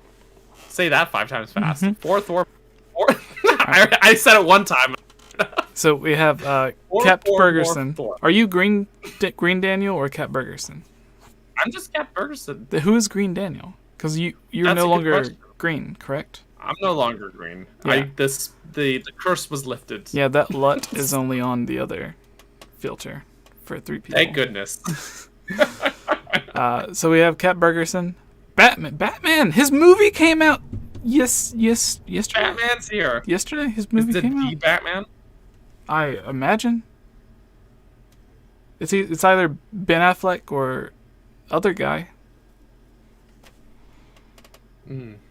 Robert Pattinson. Yeah. Technically, there's like 5 or 6 different live-action Batman now, because the one from the '89 movies came back, There's also one in the HBO show, Titans. There's like an old man Batman who's played by the Bruce guy. Wayne shows up in Gotham, right? Yeah, he's played by the Yeah. old guy in Game of Thrones. He plays Batman in the Titans show. And then there's a Batman. There's two Batman. Like there's the Batwoman show that they're making right now. Part of like the CW shows. There's like 2 or 3 different people that play Batman in it. So there's like 5 or 6 different people actively playing a live action Batman. Like there's like 5 different people playing Superman as well. On one of the crossovers on the CW shows, they had the guy that was in the old Smallville shows that used to play Superman. He makes an appearance. So, you want to know something funny about Smallville? Yeah. A lot of shows are filmed in Vancouver or in and around Vancouver, my hometown.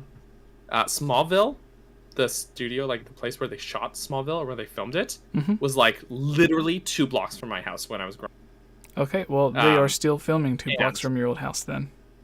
Yeah. So when you see like there's the train tracks or there's like those concrete pillars and stuff like that, that's our transit system. The train track not used anymore, but and I distinctly when I was a teenager one time, me and my buddies were walking past the set. We were walking by and they were filming, and I just shouted at the top of my lungs, "Smallville sucks!"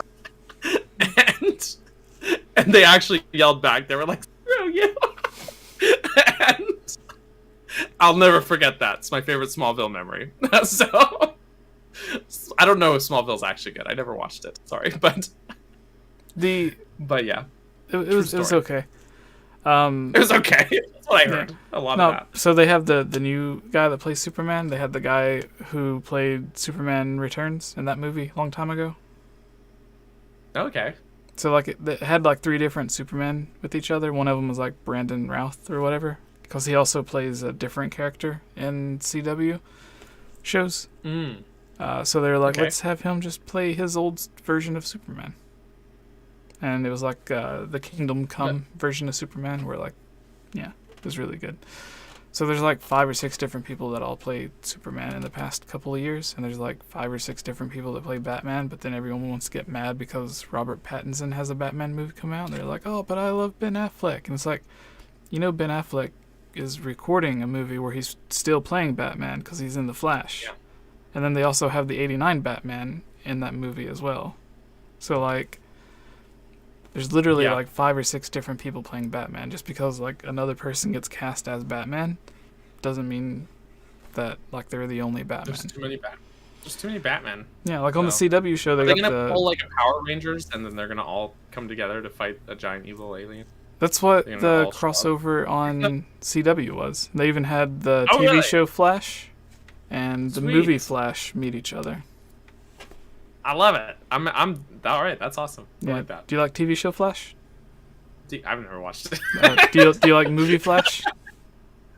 He's fine. He could be better. There's a scene where they met each other, and then movie Flash thought the TV show Flash was like someone cosplaying as him. He's like, I really like your suit. It looks comfy. I love that. I've heard the show's better though. That's what I've heard, but I don't know if I don't know. The Flash used to be my favorite show on TV. Anyways, let's get to Kahoot. All right, Kahoot time. I wrote this. This isn't Friends with Friends. The hypothetical podcast we joke about. Although it needs to be.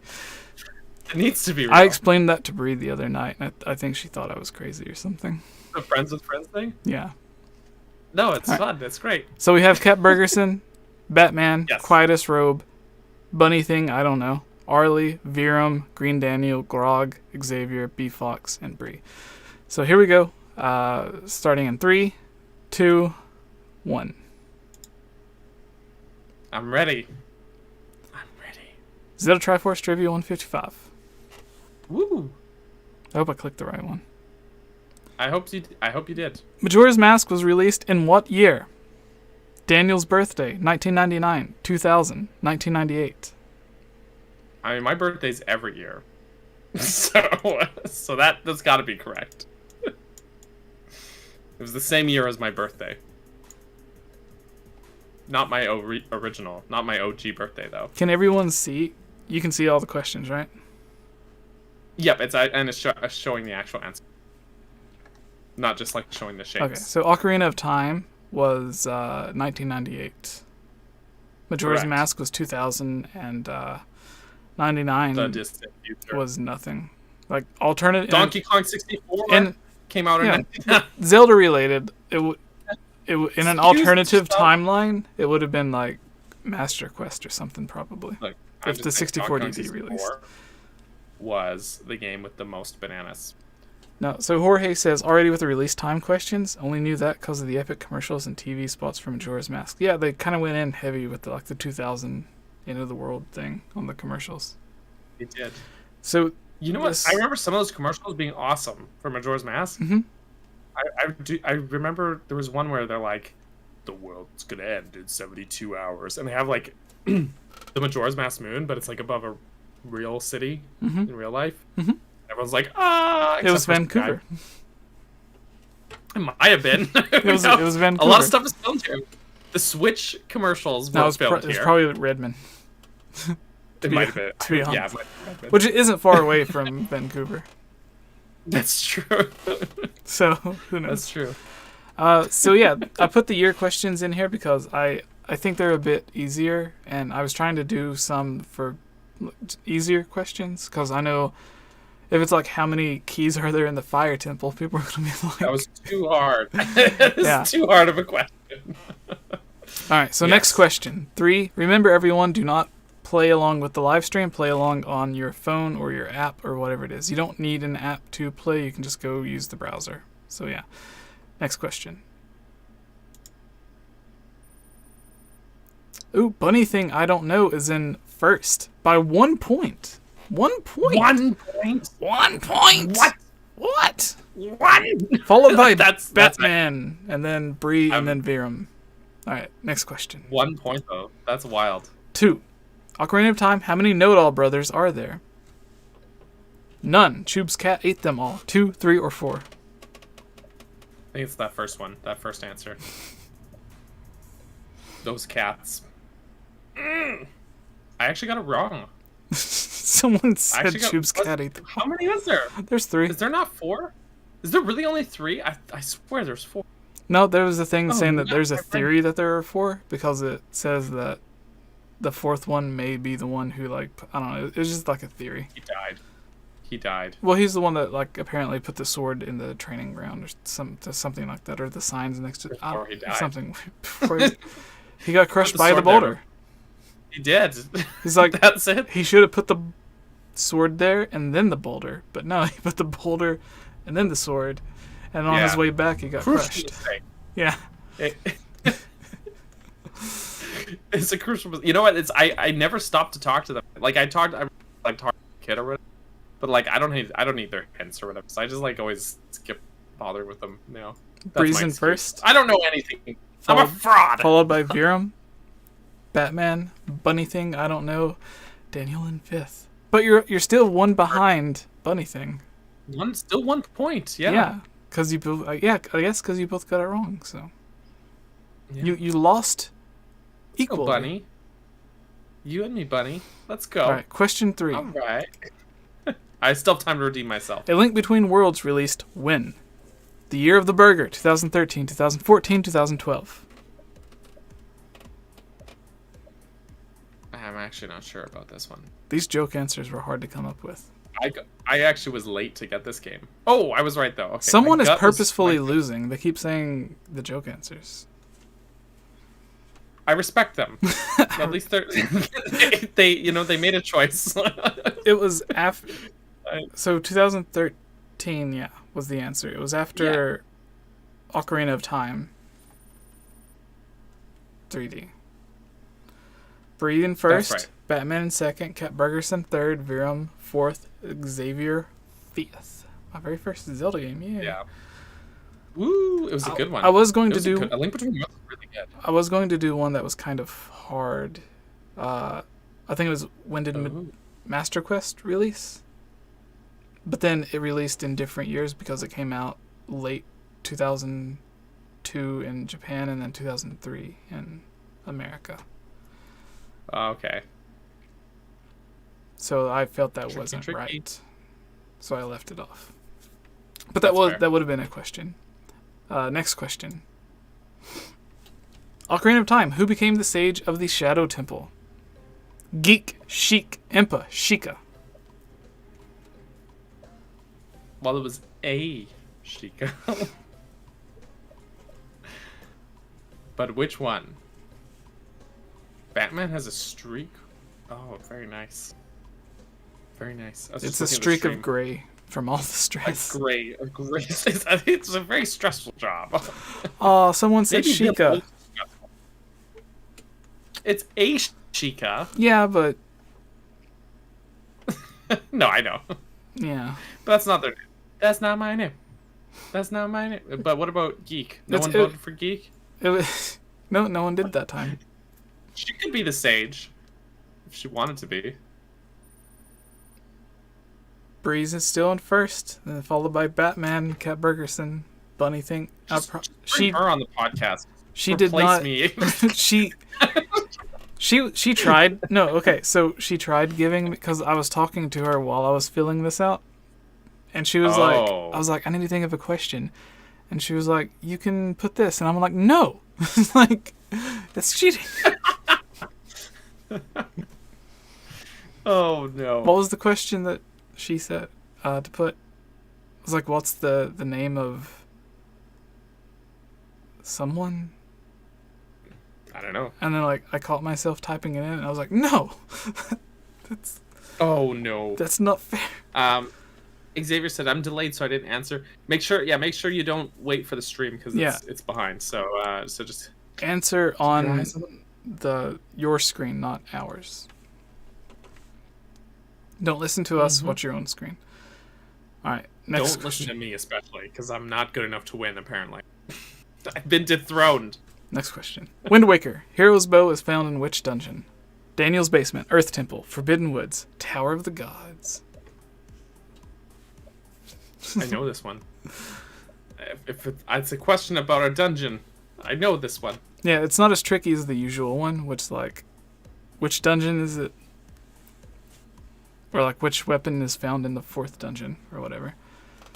Right. Someone picked Daniel's Basement. I mean, the hero's bow is down there now, but that's not where you found it in. Oh, you're in second. But I've been keeping guard, keeping an eye on that one. Bree, Kat Bergerson, you took Batman. And then Bunny Thing, I don't know, followed by Green Daniel. Xavier says I had 2 tabs open. Fixed it now. Okay. Next question. Good stuff. Twilight Princess. What is the 7th hidden skill? The Tube Dance, Mortal Draw, Jump Strike, Great Spin. That's a tricky one. But I'm pretty sure I got this. See, I was thinking the Tube Dance because like the Choo Slide. The what? Is that not a dance move? The Choo Slide? 2 people said the Choo Slide. I don't know. Or the Tube Dance. I'm here for it. The answer was the Great Spin. Because it's the last one. It was the Great Spin. The last one. That's right. Yeah, because I didn't say what's the final move. I tried to throw it off a bit. But there's only 7. Yeah. Those hidden skills, I really want something like that to come. Because I really like the concept of like your skill set improving over the course of the game in like a tangible way. That was another one Bree almost suggested. She said, where do you find... I think she was like, where do you find the something... Like the Howling Stone? Yeah, it was like a location of where how many Howling Stones are there or something like that. Well, which is tricky because there's the wolf and then... Wait, what? Because there's a Howling Stone like in the Lost Woods. That is just for like opening the path. It's not for the hidden skill. Oh yeah. You know? And then the first gold wolf that you find isn't from a thing, is it? That's true. Yeah, he's there. Like he's just there. He's just chilling. Which makes sense because it's the forest temple. Some theorized dead Deku tree. But yeah. So you're in second and 5th place, Daniel. I'm both. Next question. Will white Daniel or green Daniel? Twilight Princess, what is the mayor's name? Daniel, 𝗵𝗃𝗀𝗀𝗃. 𝗵𝗃𝗀𝗃. Jesse speaking in code. 𝗵𝗃𝗀𝗃𝗃. That actually, if you ever watched Doctor Who, there's the rhino guys. That's how they talk. that's how they talk. The answer is Mayor Bo. Mayor Bo. That's right. Big man with a bad hairline, You know what? and some The crazy thing tusks with happening. Bree is she said that it was like a year or two after Breath of the Wild came out was when she started getting back into Zelda. So it was after that she like started gaining all of her Zelda knowledge, and I'm like, That's such a short amount of time. yeah, to get Love it. all of I'm here this. for it. It's wild. Breath of the Wild. I was thinking that. Next question. Twilight Princess, which item restores Ilia's memory? A picture of Daniel, Horse-Skull, and voice letter. Wow. I know the answer, but you could argue a technicality.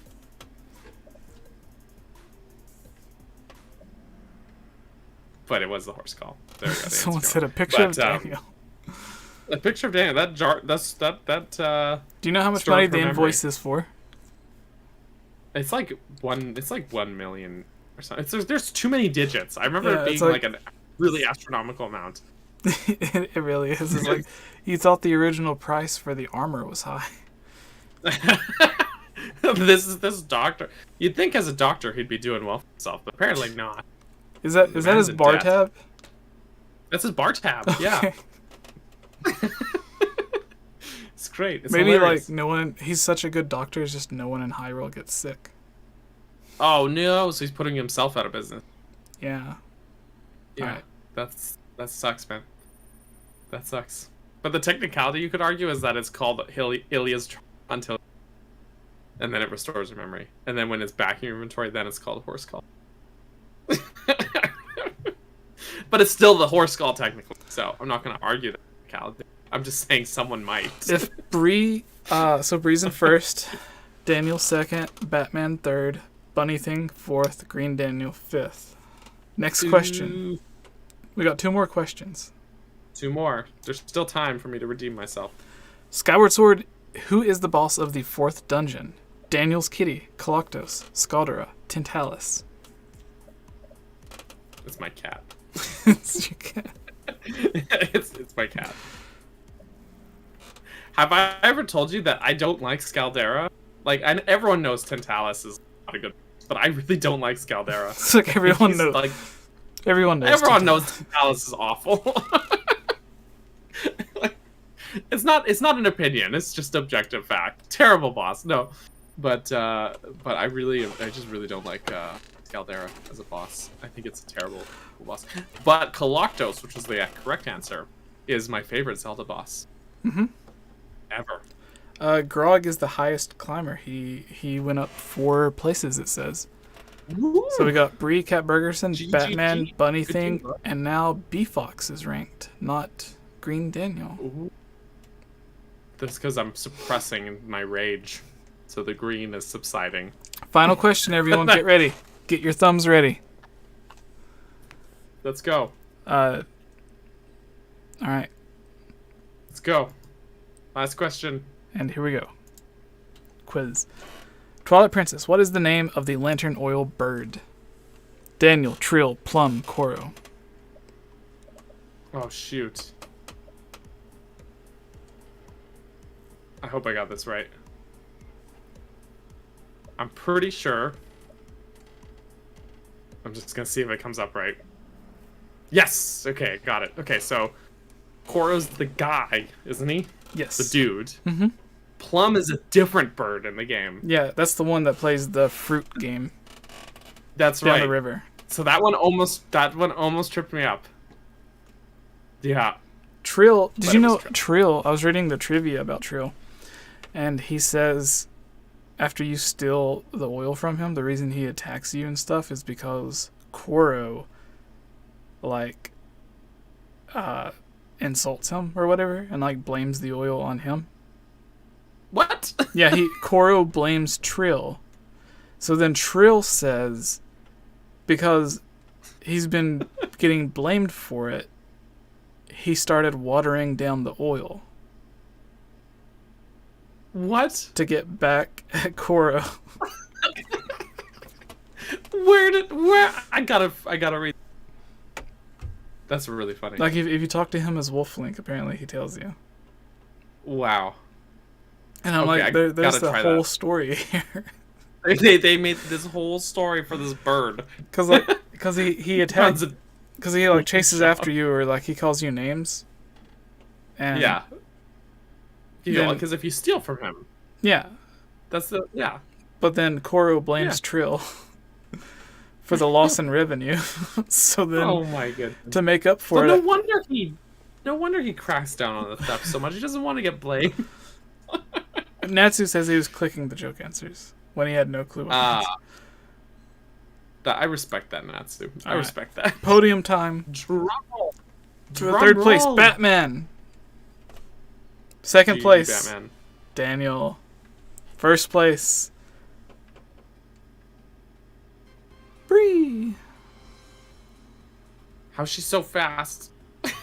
I feel like I'm really quick on these. Maybe it's I've been trying the to be redneck super... internet up in Calgary.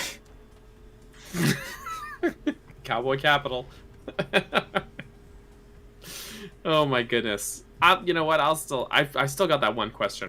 If you would have answered that question right, you would have won. Yeah.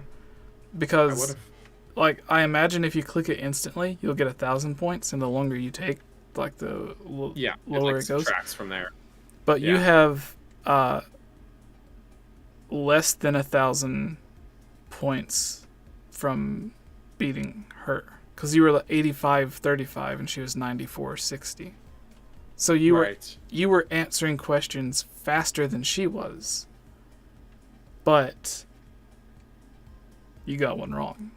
So if you would have gotten 10 out of 10, then you would have won. I had gotten the question about the know-it-all brothers. If I had been a know-it-all brother and knew all the answers. There's also the know-it-all birds in the Oracle games. I found that out as well. Oh. Oh, dang. See, if that was a question, I would have gotten it wrong, too. There we go. Well, GG, everybody. Yeah, let's take two questions before we leave. All right. 2 mailbag questions. Do we got any in the Discord? Zelda mailbag? So there's an option here that lets me put the most difficult questions from all of the Kahoots that I've made. Okay. Should I do that? Make them into one. Should I do that once? One time. That sounds difficult. Next week I'm going to make 2 Kahoots. One extremely hard and one extremely easy. Like, it's going to be the hardest question. Like, you may have to do math. Oh boy. Like, it'll be questions like, what is the dungeon item? No, which item do you receive? No. It'll be, how many pieces of hearts are found in the 3rd dungeon of the 2nd Zelda game that released in 2002? 2nd Zelda game released in 2002? What? Mm-hmm.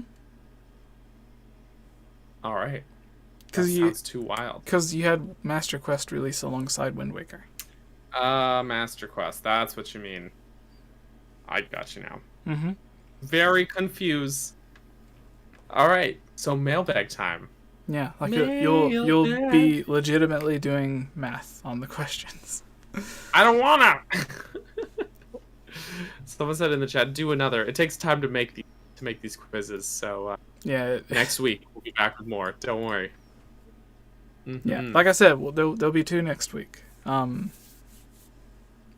Maybe I can. I should make one. But why don't we each make one next week? Okay. We'll each make one, and then we'll do each other's quizzes. Okay. laughs in evil. Okay. Mailbag. We should do that. You said 2 questions. Actually, this one, like 3, 4 questions in one. So I'm not sure. Maybe we should skip that one. Well, maybe, or just shelve it for next time. I'm just looking. Also, throw your questions in the chat. We may or may not grab it, but we'll do our best. Oh, If yeah. It's a good one, especially. Another one of Bree's questions was, what is ravio's pet's name? I forget. Yeah. I should play Link Between Worlds again. It's been a few years since I played it, but it's a great game. It's like really a fantastic game.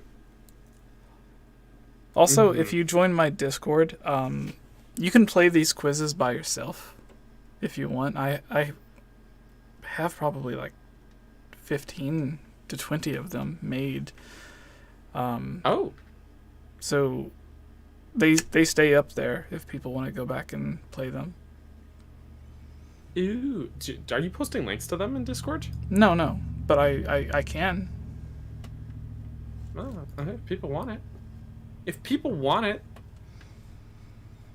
The first one we did was all fan question, not fan questions, friend questions. We had people from like IGN and Game Explain and Did You Know Gaming and other websites where we had friends who submitted questions. See, it was good times. Mm-hmm. It was very good times. Excellent. Did you want to pick out a question here? Everyone in the chat, this is the official beginning of the Zelda mailbag. You answered our questions. Now we answer your questions.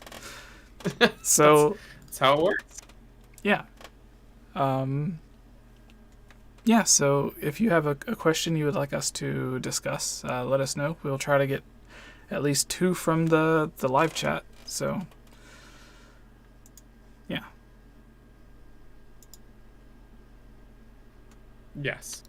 Wait, what about the Probably Discord? The bird's name is Shiro. Oh. When I hear Shiro, I think that's the name of one of the guards in Majora's Mask, isn't it? The one who gives you the stone mask. Tricky. In 3D? Or I guess they could be. the one in 3D is... It's the same guard. They just move him. Yeah. They just put him in Gerudo's Fortress instead of Icana, whatever. Gerudo? The Pirate Fortress, Daniel. Pirate Fortress. It's Gerudo pirates. No, Gerudo live in the desert. Pirates live wherever they want. They're still Gerudo. They're Gerudo pirates. That's racist. Is it, though? Tetra's a pirate? Is it? Yes. But not a Gerudo pirate. Exactly. Different era, different timeline. You don't need to be Gerudo to be a pirate.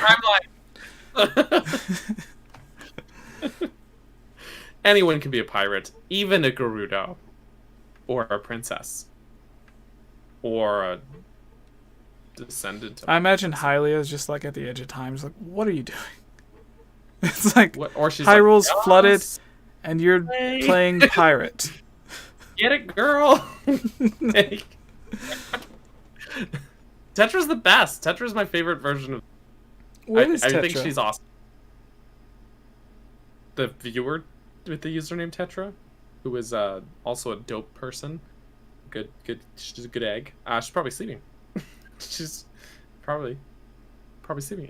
It's late. It's like late I for time zones.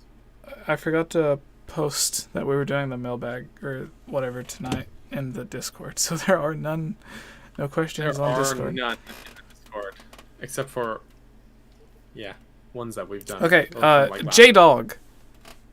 Will there be a time shift-like object in Breath of the Wild 2, like in Skyward Sword? There will be a time shift thing. Maybe. We don't know. I'm just gonna put this out there. I just always struggle with questions like this. People are like, "Will there be this?" Okay. We don't know. Yeah. We're not the game developers. Okay. But We don't know. In theory, like just to get that out there, we can't say if there will or will not be. Mm-hmm. But because would we it be don't know. Cool. Yes. Do we have theories about it? Sure, maybe we could, but we don't know. We don't know. We're not Nintendo insiders. If we were, we probably still wouldn't know. See, it's statements like that when people are like, "But you have people on your podcast all the time from that work on the game," and it's like they don't. We talk about wrestling. Voice actors don't have insider knowledge. I think people forget that. They don't write the scripts. They're brought in after all of that's finished, and then they voice the lines. They do. They're not writers. Voice actors. But what if they've already voiced the lines? The NDAs exist.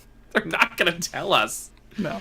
They're not gonna. I wouldn't ask. That's the thing too. Is like I would risk that they would stop talking to us if we asked those kinds of questions. So we're just not gonna ask because we like having them here. We like being able to talk to Joe and Sean and all of them. So we're not gonna risk that fallout. Yeah. It's called being respectful. And it's called talking about wrestling. Well, you can talk to him about wrestling. I don't follow wrestling. Maybe not, sadly, but I don't know stuff. But yeah, there's a running joke that Sean. Do you know who Squirrel Girl is? Like the superhero Squirrel Girl? Yeah, from Marvel Comics. Yeah. That Sean, because he posted the videos where he became best friends with that one squirrel on Twitter. Do you remember? Right. I didn't see it, actually. Oh. Oops. Okay. I don't know things. See, I'm not a Nintendo insider. I don't know anything. You don't know about his squirrel whispering? I guess not. So he's a squirrel whisperer. Yes. That sounds fun. Yeah.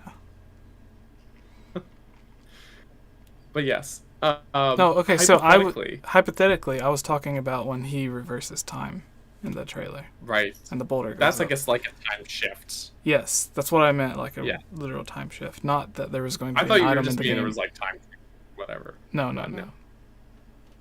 We don't know. But no, that mechanic, that's like a time reversal thing. I think it looks awesome. I bet, that's probably the thing too. I bet those stupid websites like Inverse are going to be like Zelda Insiders. For Jesse's new video, he just leaked that there's going to be time shift stones in the sequel. Oh no! that's gonna be how it goes. Yes. I think that sort of rewind mechanic though, I think that's really the closest thing that we'll see. Yes. I really am not in the camp of thinking that there's gonna be actual time travel in the game. As much as I love it, I think time travel is always a super fun feature or mechanic in Zelda games. But I don't see it happening. Age of Clems had time travel in it, and we weren't even the one who got to time travel. We weren't. Well, you can play as 𝗏𝗏, so in a way, like he's an unlockable character. So in a way, we were. But you don't get to play as like them in the future. No, that's true. Technically, we're always time traveling, just forward and out. Oh no, you're talking about Egg. I was talking about the champions. Yeah, Egg. Like the future. That's the new champion people. That's who I was talking about. Oh yeah, Egg time travels, and you can play as them too. Jesse. They're all playable characters. Yeah, but you don't play as them in the future. Mm-hmm. Yeah, well, I hope there is. It had a lot of wonderful puzzles. It did. That's true. Natsu asked when you're going to defeat Mr. Smash. Defeat him? Never. Defeat him. Never. Play him. That is undetermined at this time. I should probably message him back and set up something, but it could. I don't know if he's defeatable. I already gave him the $20 eShop card for that giveaway, so. I love it. I was just like, you just know. Just take it. Just take it. Like, wait, wasn't Natsu the one who won it from you? On the stream with you? Was it Natsu or was it someone else? I think it was I don't Natsu remember. because it took me. I think so. It took me like I had to wait like a week or whatever before I gave it to him. So like it took me a while. But then with I almost said Greg. Greg's not real. He's real in my heart. With Joe. He did his giveaway through Twitter. Through Twitter, right? And then he had to embarrass me by reminding everyone that he farted on me to win. It's the best way to win. I will say, because I was watching some of that stream, it was really nice to hear Joe talk. Put that out there. You cut out the whole time you were talking. My heart. What? Yeah. Say that again. No, because I didn't catch it live, but I was rewatching some of the stream like after. Yeah. And it was very heartwarming for me to hear Joe talking about his love of Metroid. Yeah. Yeah. Because, you know, like Super Metroid's one of my all-time favorite games. I really love. That's what the video was about that you sent to Zelda Informer that you mentioned earlier. No, it's not. You didn't send the Metroid video to Zelda Informer? No, the one I sent them was actually a really bad video. It was like a I thought I knew you this whole time. Placement video. Yeah, no, my video was where could Breath of the Wild be in the Zelda time. That was the one I sent them that they hired me for. And when I go back to watch that video, I was like, this video's bad. It's not a good video. Because for one thing, I was wrong. I presented 3 theories in that video, and all. So, putting that out. It's okay because I later made a different that is, or that I think is right. Mm-hmm. So it's okay. I redeemed myself, I think. Yes, but yeah, it was Natsu who won. Should we do next question? Yes. I like this one. Bunny in the chat asked, which annoying feature of Breath of the Wild do you think will be addressed in the sequel? Breakable items, climbing in the rain, or not being able to stable non-horse mount. So I'm just gonna say I don't think they're gonna change the breakable weapons. They might tweak things or adjust the durability or whatever. But I think the thing is gonna be climbing in. And it's a really easy way to address it. Just have an outfit or like a piece of equipment, like a part of an outfit that like, or even a set bonus. Like imagine like the climbing gear in Breath of the Wild. What if the set bonus was no slip? That'd be perfect. It'd be perfect. Like and it's even worse because the item description, suction gloves, something. The item description for the climbing it has like octo rock pants part of that suction cups on it. The description actually says that it's like but you still slip in it. You just climb faster. So that's what I think. That's what I think it's going to be. Climbing in the rain will be addressed, and they can do it easily by just having an item that prevents it or something like that. So people want to have like ways to repair weapons and stuff like that. I would like if you could add additional abilities to weapons based on mixing in monster parts and stuff, like the Octorocks, because they have the suction cups. So like if you could have that to where it would suck on it, the walls and stuff.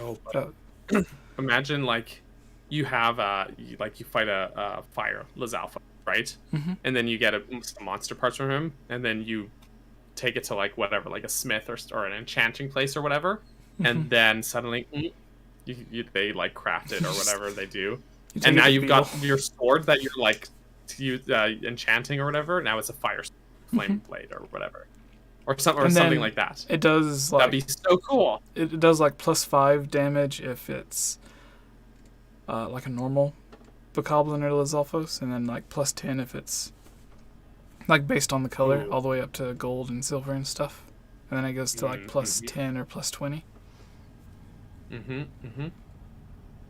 Or that would be the effect. Super cool. If it's like an effect on gear that you can wear that doesn't break, then maybe it like keeps you from, like if it's an Octorok thing because of the suction cups or whatever, then it gives you like 10 minutes or like 1,000 climbs, like steps while you're climbing. I don't know. Before it, you have to like get a new part and put on there. That'd be cool. Mm-hmm. Natsu says hookshot could help with rain. Yes, it could. Mm-hmm. Yes, it could. Give me hookshot. And apparently it was hookshot. already in the game. So that's another weird thing. Like Twilight Princess, Skyward Sword, Wind Waker, Majora's Mask, basically all the 3D Zelda games, some of the 2D Zelda games, all have items still left in the game code from when it was in development, like stuff that they left in or was supposed to take out. Like in Twilight Princess, there's the Wind Waker is in the code. And there's like the item, the Wind Waker item is in the code. The Chew Jelly for magic meters, even though we don't have it. Right. Like you can find it in the game. I think there's also in the code the files for. Oh, it's getting late. Sorry, my phone. The files for bombs, but the Wind Waker bombs, not the Twilight Princess. So that's like the cartoony, just like blue bomb, which is fun. But I find it funny that the Wind Waker itself, it's just you can never use it in game. It's just buried in the files. It's great. But hookshot, I wonder if it's somewhere in Breath of the Wild's memory, somewhere in the code. I don't who knows, right? Like, what if it's somewhere buried deep in the files? Well, someone would have found it by now, right? Yeah, it's been 5 years. That's what I was meaning. Someone is like Breath of the Wild doesn't seem to have anything big left in the code. They did a better job of deleting stuff. Yeah. It would be really cool if someone had found. I know but it would be cool if someone found the gamepad features in the code and restored them. The Wii U gamepad stuff. Mm-hmm. It would only work on the Wii U version. Give us the Firefly. Or no, what was it? Yeah, it was a Firefly in Wind Waker. Daniel?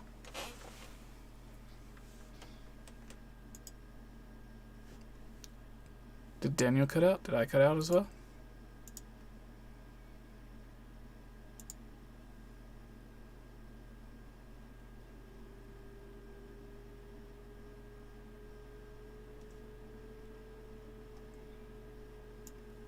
There you are, Daniel. I'm here. You cut out for a minute.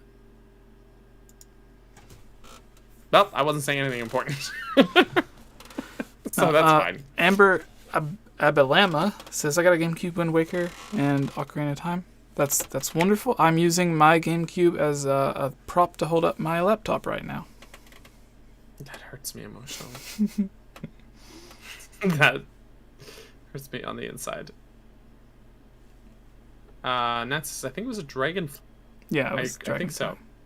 What did you say? Dragonfly. You said dragonfly. Okay, yeah. There's an idea based off the beetle. And a beetle in Skyward Sword was originally a fist, like a rocket-propelled fist, and it would, grab stuff. Really? And they made it a beetle. Mm-hmm. I'm kind of glad they did. I thought it was a replacement for the boomerang.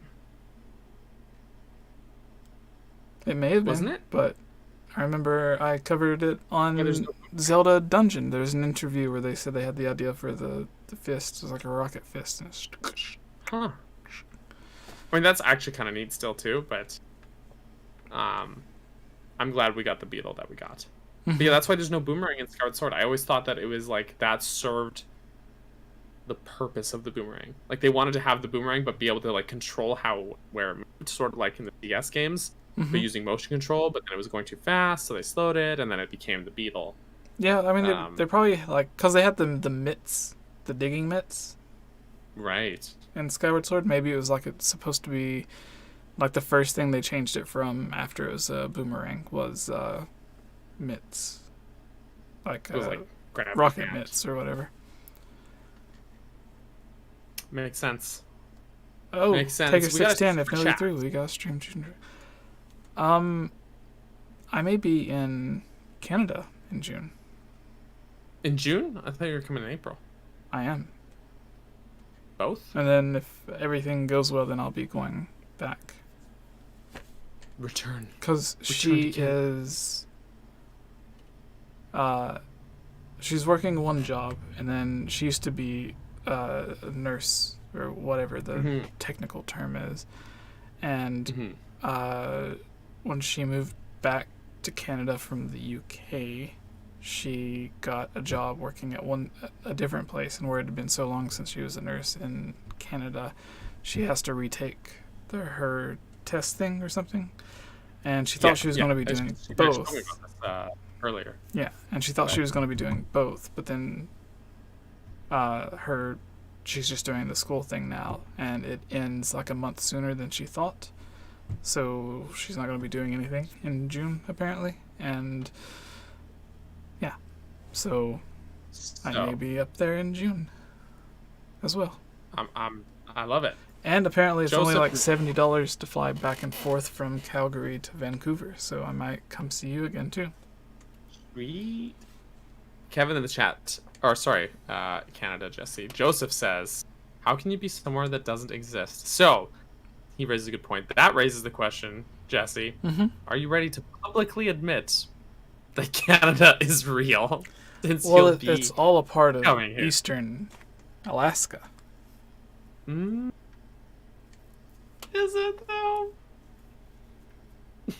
No, I already admitted it. If you go onto the Discord, it says Canadian Jibby. There you go. There you go. Canada is real. Canada is real. There. Canada is real. So, Taker's question here with the super chat: if no E3, will we stream the June Direct and Treehouse? I think so. I'd like to. I think so.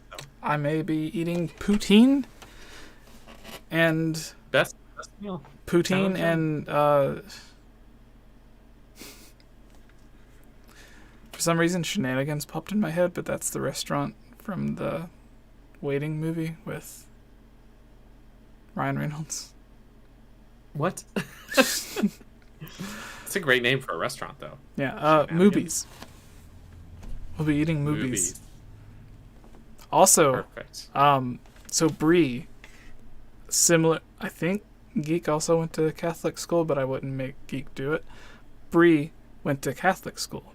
A couple nights ago, I made her watch Dogma with me. That's a movie. I maybe after the podcast. I'm curious about how that went. That is a unique film. That's what I'll say for sure. But maybe if maybe I not forgot. recommended I viewing. will be back in 2 seconds. Answer this question. I have something that I will be giving you. How dare you? Okay, I'll keep talking. Thanks, Jesse. Joseph says you'll be eating poutine in tomorrow. It's true, actually. I don't know. I'm not a big Tim's guy. Just put that out there. Tim's is not as prevalent on the West Coast here, but I will say that I have already committed to taking Jesse out for poutine when he comes to Vancouver. So I'm gonna be. I was like actually like making a list. No, I was gonna say a mental, but it's actually like I guess a written list because I was putting it in our group chats and I was chatting with Kayla and Jesse and I was like trying to come up with all these ideas like these fun things that we could do while Jesse's here because I'll have like a friend from out of town that's coming. I can take them. I can show them around the city. It's exciting stuff. But yes, poutine is on the menu. Poutine, and also probably take him to like Cafe Crepe.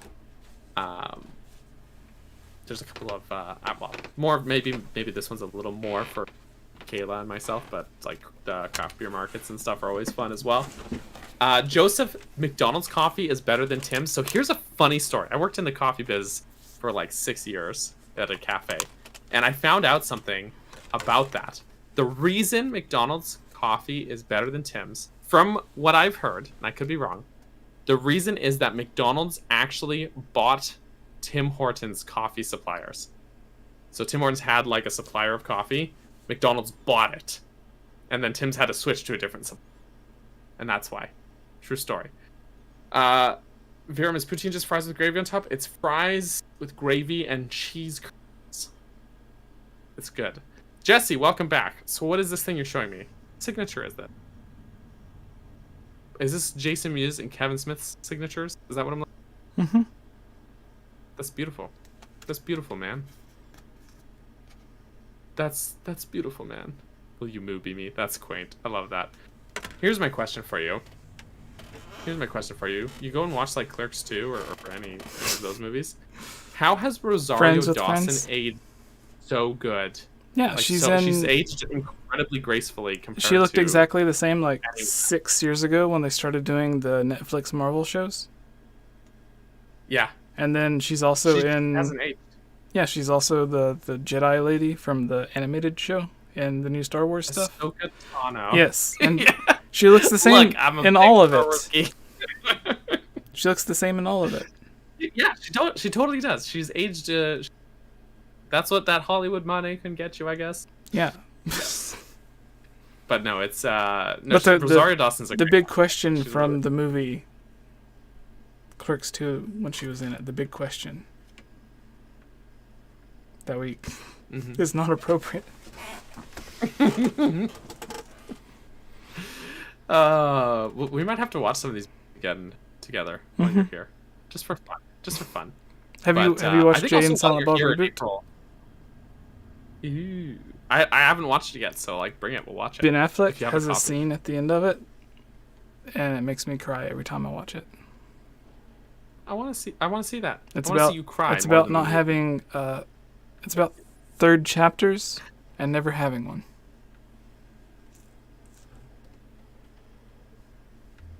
Interesting. That's all I'll say. And he makes a bunch of Justice League and Batman jokes. Of course. Naturally. When you're here, Mm-hmm. it'll be a fun stream as well for all the lovely people watching this. We're gonna do a fun burger stream. It'll be a good time. I like it. I was also telling you about So- poutine. I'm gonna take you out for. Yeah, It's gonna be great. So we're gonna have poutine and stuffs. Yes. I also have a bunch of, not a bunch. I'll take like one or two to get signed from Kevin, because the guy that runs the bar that we went to, and it's supposed to be coming on the podcast. Right. He is one of Kevin's good friends who hosts his podcast with Mark Bernardin, and he's also the one who's editing Clerks 3. Ooh. And so he's the one that said he was going to be coming on the podcast. But I'm since they're going to be at that convention in Calgary that Bree and I are going to, I'm hoping to set something up through him to have stuff done. Love it. Do it. Yeah. I won't be there because that's not where I am. But I mean, when I say I'm here for it, I mean, so that's wicked. That's wicked. We should probably wrap this up for the night. I think Is there a we've, final question? Handled mailbag questions.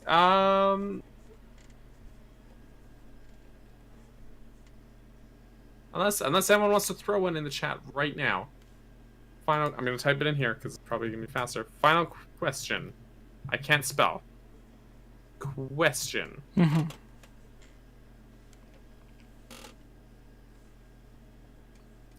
Jesse could just break into Daniel's house next stream and just throw a rock through his window and climb up there. What were you guys talking about? But my office window here, where I why do would streams, I? I'm on the third. So Why would I be? I don't. Please explain this to me. Why? What am I doing? Well, you're coming here. I'm gonna feed you poutine. But why am I then I'm throwing a gonna take rock you through your window? While you're in Canada, so you can have some free healthcare, and then which you'll need because of all the poutine that I'm gonna. And it'll be a good time. It'll be a good time. Okay, Kevin, what do you hope they will do after Breath of the Wild 2? Breath of the Wild 3. That's Really? And then something else. Remake Zelda 1 and 2, actually. That's what I want. Just a proper like. There was an remake. interview a couple of years ago, or a few years ago probably, yeah. where It was one of the first topics we ever covered on this podcast. If I'm thinking of the same thing you are. no, there was the Indie Crates interview where they said they wanted to remake Zelda 2, but then there was also an interview where 𝗷𝗛𝗆 said that he would like to remake Zelda 2. Let's do it. But one. Yeah, let's do it. Just me and you. Do one and two. Let's do it. Yeah, you and me. Let's just do it ourselves. No, that's how you got a is it DMCA takedown? Or we could blackmail him like Capcom did. Ah, It's like, if you don't make this, or if you don't let us make it, we'll just make something. I feel like, really similar. yeah. Well, what's that? Genshin Impact could have done that. They could have. No, so what? I hope they'll do it after Breath of the Wild. Yeah, I think they're ripe for the remaking. You know. Yeah, Like Zelda. A Link to the Past kind of got that with A Link Between Worlds, and then Link's Awakening got its remake. Obviously, all the 3D Zelda games pre-Breath of the Wild have now. So, like, yeah, Zelda 1 and 2. Natsu says Zelda 2 and Paper Mario art style, which I think is something that I mentioned. I think an art style. Zelda 2 could have several different art styles because there are a lot of the 2D side-scrolling segments, but then the open world is like still top-down 2D. So it'd have to do like the Link Between Worlds thing, to where it's like 2D side-scrolling segments, and then there's which Odyssey also does. That's true. No, Zelda 2 it wasn't Paper weird, Mario. sort of like It was. We said Metroid had a good art style for it. Samus Returns. Yeah, that's sort of like 3D models, but the 2D play style. Yeah, but you were would be saying good. Zelda 2. Yeah, I mean, really, any art style could work. Though I think as long as I'm sure the Zelda team could make it. Whatever they would choose to do with it, I think they could make it work. Like if you look at how different Breath of the Wild versus like Link's Awakening is, Link's Awakening remake, completely different art styles. But they really lean into it. They go all the way in on the art style, and it works. And it works really well. So like whatever they choose, I have faith. I would like to see them do, because they had a Yoshi game, and then they had. Right. What was the other one? In the yarn art style. Yoshi's Woolly World? Are you talking about Good Feel games? Or Good Feel Good? Good Feel. They did Yoshi's Woolly World and Crafted World. And I think they did Kirby's Epic Yarn. Yes. So, like, I wonder what a yarn Zelda game would be. Because, like, I could imagine it being, like, perfect for, like, the hook shot or something. Because it's just, like, yarns extending out. The yarn hook shot. It would work. I think also... or, like, Din's Fire just burns the whole level down. There you go. They could also do, like, the 2D HD style. Think, like, Octopath or Triangle Strategy. It's just a gorgeous art style, I think. And the Live Alive remake has also got that art style, right? So, but I think it's really lovely. It's really visually interesting, in my opinion. Zelda 2 in that style, Zelda 1 or 2, both of them could look really fantastic in that art style. Make a Zelda game in the Final Fantasy VII remake art style, just like super high detail anime. It's almost too much. There were times. Okay, so I only played. Confession time. I only played the demo for Final Fantasy VII Remake, and I didn't buy the game because honestly, it just didn't jive with me. I'm just not that into Final Fantasy, I guess. I'm sorry, everybody. But there were times playing the demo, I just thought I was like visually overwhelmed at the time. It was like too much. Do you know what I mean?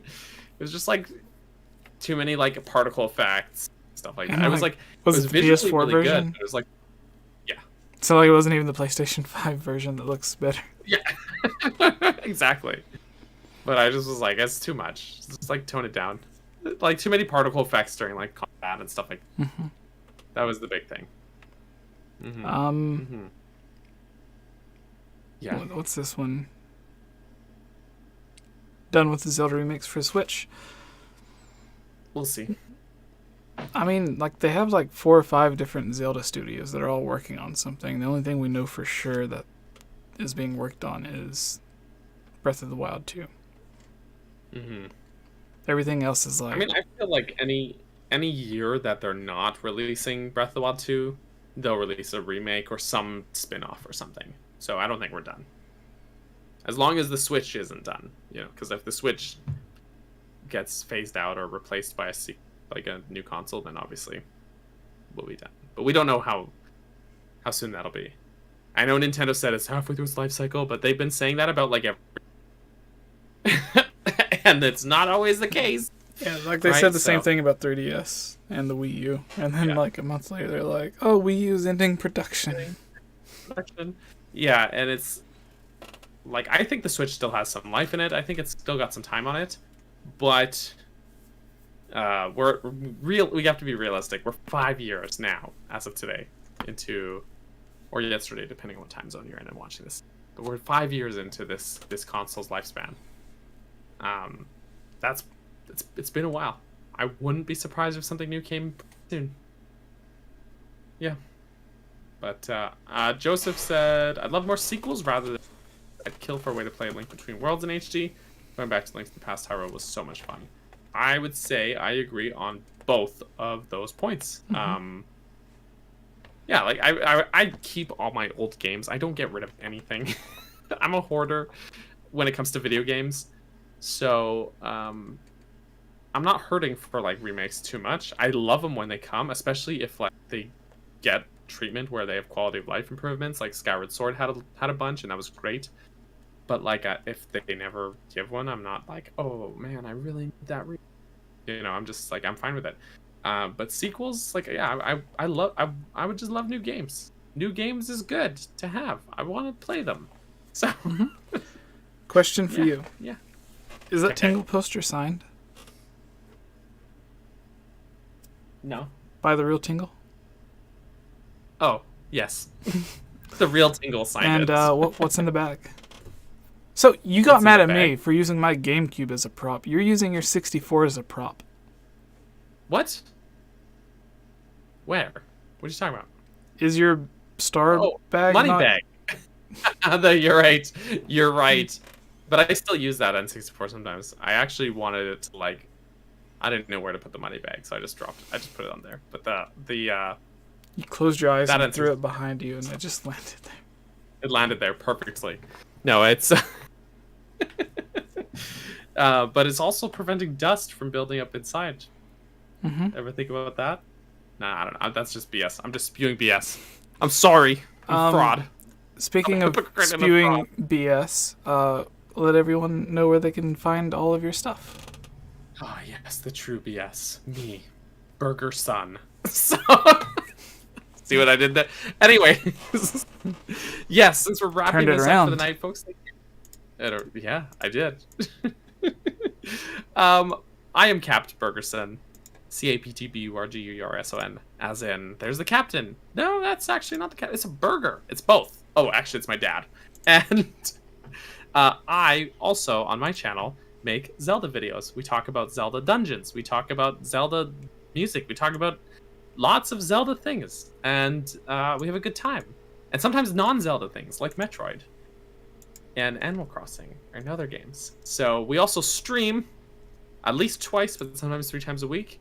You can catch me every Wednesday for Breath of the Wednesday, which is pretty obvious. We stream Breath of the Wild on Wednesdays. And on Saturday nights, I stream other games. For example, this Saturday night, I'll be streaming some of Dread Mode in Metroid Dread, continuing where I left off last week. So it's a good time. And then lately, I've been doing Pokemon on Mondays, because Pokemon Legends is a pretty fun game. But we'll see how long that keeps up. Because sometimes 3 streams a week is a lot for me. But sometimes it's not. So, we'll see. So, yeah, you can catch all of my socials, everything at Cap Burgerson. And, yes, I talk a lot. That's what's on my channel. Just me talking a lot. So, go check that out if you like Zelda Dungeons or you like streams or you like my voice for whatever reason. But, Jesse. Hi. Who are you? tell us about yourself. My name is Daniel. Some of you may know me as 𝗏𝗏𝗃𝗧𝗏𝗏. Sometimes okay. I go by that guy with the funny hat, because sometimes I wear a funny hat. So it makes sense. It does make sense. You can follow me on Twitter at twitter.com/𝗏𝗏𝗃𝗧𝗏. Deja vu. No, I posted links to the Twitter and everything in the chat for Daniel and I. You can go to the description. You can find Twitter, Instagram, YouTube, Twitch, basically everything for the podcast itself, as it is its own entity, I think. Daniel, Yes. Tubes, me, and Geek. So, yeah. Happy... Oh, and if you're listening to the audio version of this, iTunes, whatever else, leave us a review and we'll read it out. And maybe just rate us too. 5-star rating if you want to. Yes, I'm gonna check really quick just to make sure. Just to make sure. That no one did. I don't think this there's month. anything on there. You check, and like apparently you get different reviews than I do, because you said that there wasn't. A lot of times they just don't show up for whenever I check. I'll go into podcasts on my phone here, and then it'll load. Oh, what's new in podcasts? And like, there's us here on the podcast, and people who are listening to the audio version are like, I can't see. What are you talking about? What are you talking about? And here's some reviews. Can have banana. That's what it says. Someone named 𝗏𝗏𝗃𝗧𝗏 left that 5-star review there. And that's the only review that shows.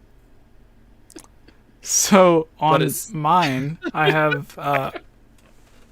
It says there are 50 5-star reviews, but it only shows 48. Wow.